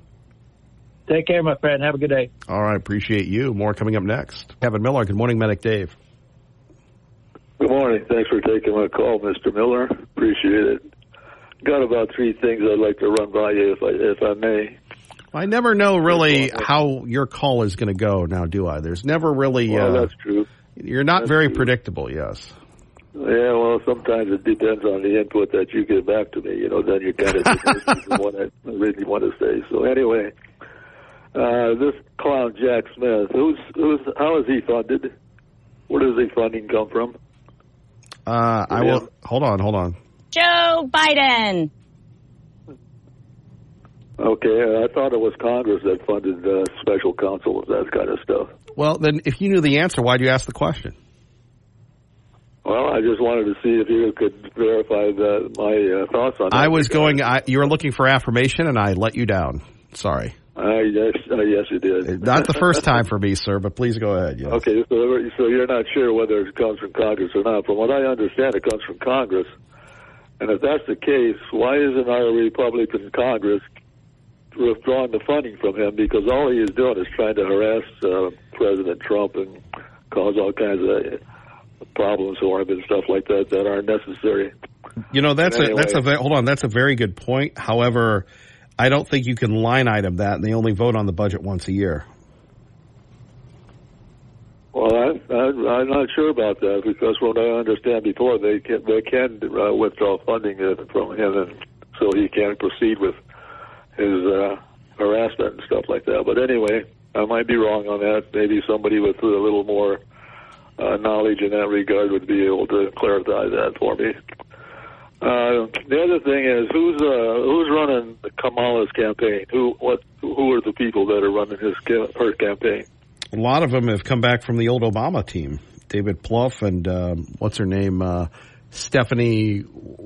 I can't remember her last name, but she worked for Obama for years. Okay. Is she a person of color, or is she Caucasian? Both of those people are white. Okay, that's what my point. What I understand and what I've seen and everything, it looks like a bunch of white people or white guys that are running her campaign. And where's the minority representation in that regard? Well, that would be her sister-in-law and brother-in-law or something like that. They're in the campaign too. Yeah, well, she seems to be taking instructions from some white guys. Hold on, what's wrong with white guys? Well, I'm just saying that. Do you have a problem with white people? They're talking about white privilege. Now, wait a minute. This sounds like you have a problem with white. Do you have a problem with white people, or it's okay to come out? No, not at all. The point I'm trying to make is she's being told what to say, what to do, how to do things and stuff like that, and she's dependent on a white guy, and she she's going to have an old white guy in this interview to kind of help her along in the interview and stuff like that. You mean her husband? So, no, Wold. Oh, no, it's Stephanie Cutter. Thank you, Sweet William. Yeah, Stephanie Cutter, vicious operative from the Obama team. Yeah. Okay. No, she's what I'm trying to say is it seems like she's the obedient little slave girl, you know, and that's depending on white people to get her through the finish line and stuff like that and everything. So. Well, you shouldn't really say that. Well, I don't know. I do. That's just I'm talking about optics and appearances and stuff like that, you know. So, I mean, they don't trust her to go out on her own to have a challenging interview and everything because of her tendency to put out word salads and stuff like that. Well, if you were her and you were winning, why would you try to do something that would cost you the election? Well, only in the regards that and the understanding that who is she actually going to be working for? You know, well, but what I'm saying is, hey, man, if you're winning, why turn yourself in? Because it's fair? Because it's the right thing to do? I don't think it's necessarily turning themselves in. I think it's necessarily letting the people be informed of who you really are instead of trying to deceive everybody and stuff. You heard what Jared Halpern said. You have people in the media now, and this is, remember, the self-serving media, that have said you don't need to do the media anymore, which I don't believe, but right now she doesn't need them. Oh, that's the way she conducted her campaign, that's for sure. That you don't need to answer to the people or to the media, etc. Anyway, the other thing is, well, you have a lot of things. You have a lot of things today, don't you? Just one more, if I may, please. No, you don't have to say please. That's the way I show my affection. Please go ahead. All right. Anyway, Letitia James, Attorney General of New York, kind of set the precedent for this. Why aren't our attorney generals in our red states bringing all kinds of indictments against Kamala and Wold right now? Because Letitia James was a bunch of fabricated charges against President Trump and everything like that, and twisted turns of the law in order to bring indictments against him. But there are legitimate reasons to bring indictments against Kamala Harris and for Wold and everything. As far as Kamala Harris is, she, as vice president with Biden, refused to enforce our current immigration laws, which is a gross violation of her official duties and responsibilities and everything, and fairly a legitimate cause for indictments against her. And anyway, you can indict a ham sandwich, as the saying goes. And why aren't they doing the same thing? You know, as bringing charges against. Well, who would do that? Jack Smith? No. Who could bring charges against her? Letitia James is Attorney General for the state of New York, so the state of Idaho, in other words, Raul Labrador, could bring indictments against Kamala and Wold and other attorney generals. No, that's a very, very unique. I'm with you, but that's a very unique and interesting perspective that we haven't heard. You're going to have a state attorney general target the vice president with not enforcing federal law. Exactly. You know, it's still not too late for you to go to law school. Letitia James did the same thing. You know, she's bringing charges against Trump and everything. But those are, those happened in New York. Well, okay, but it does affect Idaho and everything like that in order to be informed as far as who you're going to elect as president and everything. That's an election interference as far as I'm concerned. So, well, where did you get your law degree? That affects the state of Idaho as much as anything else. So you didn't answer my question. Where did you get your law degree? Well, I'm not claiming to have a law degree or anything. I'm just going by understanding of what I see and other legal analysts talk about things like that and everything. So, well, I think that would be a gutsy move for them to do that. Well, what goes around comes around. You know, if they can do it, the other side can do it. Why don't we do it? Because we play by the rules. Well, there's nothing wrong with the rules on that. That's no violation of any rules. You just said you're not a lawyer. What do you know? You know who you sound like? Hold on, you sound like me. Okay. And I don't know if that's a good thing. I guess I've been listening to you too much. Well, no, I appreciate that argument. I think you and I should go to law school right now, personally. Yeah. Yeah, one of those ultra contagious viruses, I guess, that have to be careful of. But here's the funny thing about that you bring up, Medic Dave, is what happens if laws are broken and nobody enforces them? Which is what you've said, and this is to your point. What happens if laws are broken, and we see this all the time? We're seeing what happens. People aren't being held accountable for their violations of the law and stuff like that. So they get covered up and set aside and that type of thing. And so, anyway, those are my 3 points. Well, we appreciate you, sir. Thank you for listening. All right, thanks, Kevin. Have a good one. Have a good one. I think he could have gone on and on. That's a tough one between Medic Dave and Paulie. I gave you a headache? Wow, Bo. All right, 580-5436, 580-KIDO. Let's go back to what Medic Dave said, and his point being, lawfare is running wild, but this is how it all ends because one side continues to sue another, and you're going to go, well, Kevin Miller, they attack us, we don't attack them. I understand that. At 580-5436, 580-KIDO. Let's talk about a couple of economic issues, all right? Anticipated that rates will be cut in September, but of course we don't exactly know how much or precisely when. You mentioned mortgage rates falling. Yeah. Let's talk about housing, which for so many Americans, particularly Americans just starting off trying to buy their first house, it's become impossible because it's so expensive and because there's simply not enough stock. Vice President Harris has put forth a new housing plan. Give us your analysis. So the housing market has really been where the bulk of those rate increases has just frozen it. Also, you just don't have enough supply. So young people, first-time home buyers really just don't have a leg in here. In most zip codes, the typical earner can't afford the typically priced home. That's a real problem. You've heard from the Biden administration or from the Kamala Harris campaign what she would like to do. Incentivize building more homes, moderately priced homes, also incentivizing people to help pay for them. I think when mortgage rates start to decline, we'll get a better sense of how things are going to thaw a little bit here. We've already seen mortgage refinancing improving among people who bought homes in the last couple of years as they're trying to refinance. But will there be a better chance to get into this housing market? Record high home prices yesterday, the Case-Shiller number. I mean, some neighborhoods, especially around here, in Connecticut, on the West Coast, around Chicago, just unattainable home prices. That's unattainable home prices. The housing market, the bulk of the rate increases have been frozen. One thing that I will predict is if the rates drop 0.5 percentage point, let the good times roll.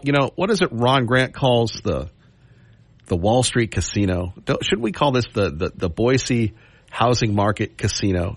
Can we come up with a correct, like the Idaho housing casino or something like that? That seems to be, because that seems to be, did you like that one? Did that redeem me at all? Not really? All right. Thank you very much. But back to this, if there is just a perception that the rates are going down, do you remember how crazy it was a few years ago here in Idaho where I'm going to wait till the rates drop some more. I'm at 3%. I need to go to 2%. And then all of a sudden COVID hit and boom, it was a great reset. But think about that for a moment, where home prices are just through the roof, housing insurance is through the roof, and you think to yourself, what the hell caused all this? And getting back to that quote, in most zip codes, the typical earner can't afford a typically priced home. We are seeing the exact reverse of what happened, dare I say, 14 years ago, 12 years ago, where we had the Great Recession. And people thought, I'm not going to buy a home again. I'm going to just peace out and rent because home ownership is irrelevant. Oh, boy. The balloons are over Boise, and that means David DeHaas joins us now. Better late than never. Good morning. Is that what that means? The balloons are up and David's up? Is that my sign? It is. Friday night, you'll probably see the mayor at the Night Glow. We don't really talk, but I hear she's a big fan of yours. Oh, her and I we just like each other so much, she can't even give me eye contact anymore. That's how friendly we are. You saw her new, did you get, hey, by the way, Yo. we got off topic too much here, a few minutes left, but how long does it take you to ride a bike from Star down to KIDO? Probably too long, and depending on once you hit Boise, it's just over. I mean, whatever.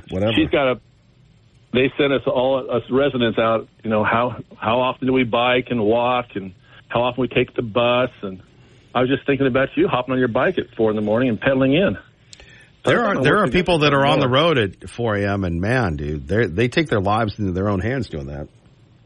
They really do. But hey, obviously economics is not being taught anywhere in this country because, like the rising balloons, you fill them full of hot air.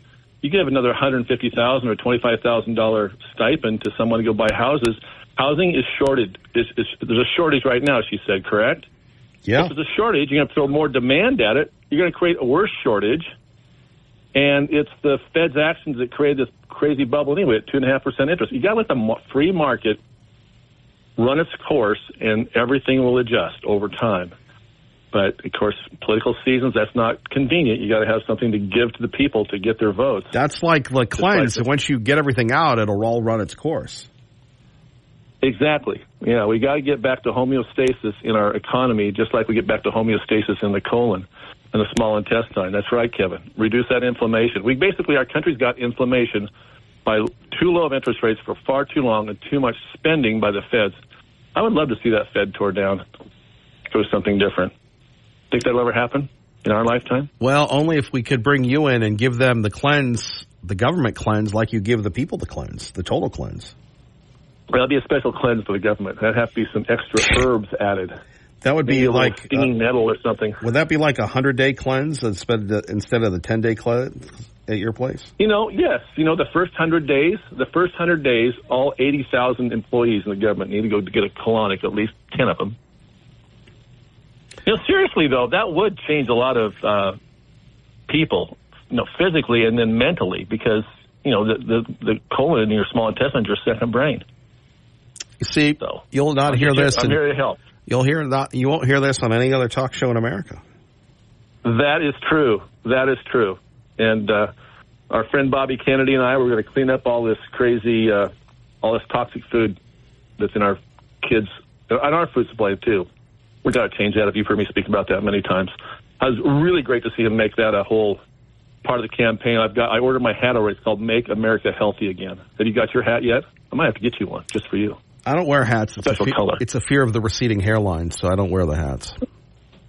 You don't wear the hats, huh? I don't wear hats much either, but this one I will. Make America Healthy Again. Yes, that's what we're going to do. Well, we heard it. We do down here at Living Waters. Mr. DeHaas, Living Waters, we appreciate you, brother. Thank you. Take care. Take care. A quick one with Jerry in Middleton. Hello, Jerry. Hi, Kevin. How are you today? Not bad. You've got about a minute to bring it home, little buddy. Well, Giovanna and I are buying our first house in Emmett, so soon I'll be Jerry from Emmett, not Middleton. Congratulations. But we're stuck in a 6.25% interest rate on $200,000, so that'll make you clench your teeth. Well, I'm sure you're going to vote for the vice president then. Well, yeah, so I can get my $25,000 to put on top of it, and then renege my vote. Jerry, I got to run. Congratulations, though. Thank you, Kevin. We love you. Thank you for the show. We love you, Jerry. Take care. I'll see ya. God bless everyone.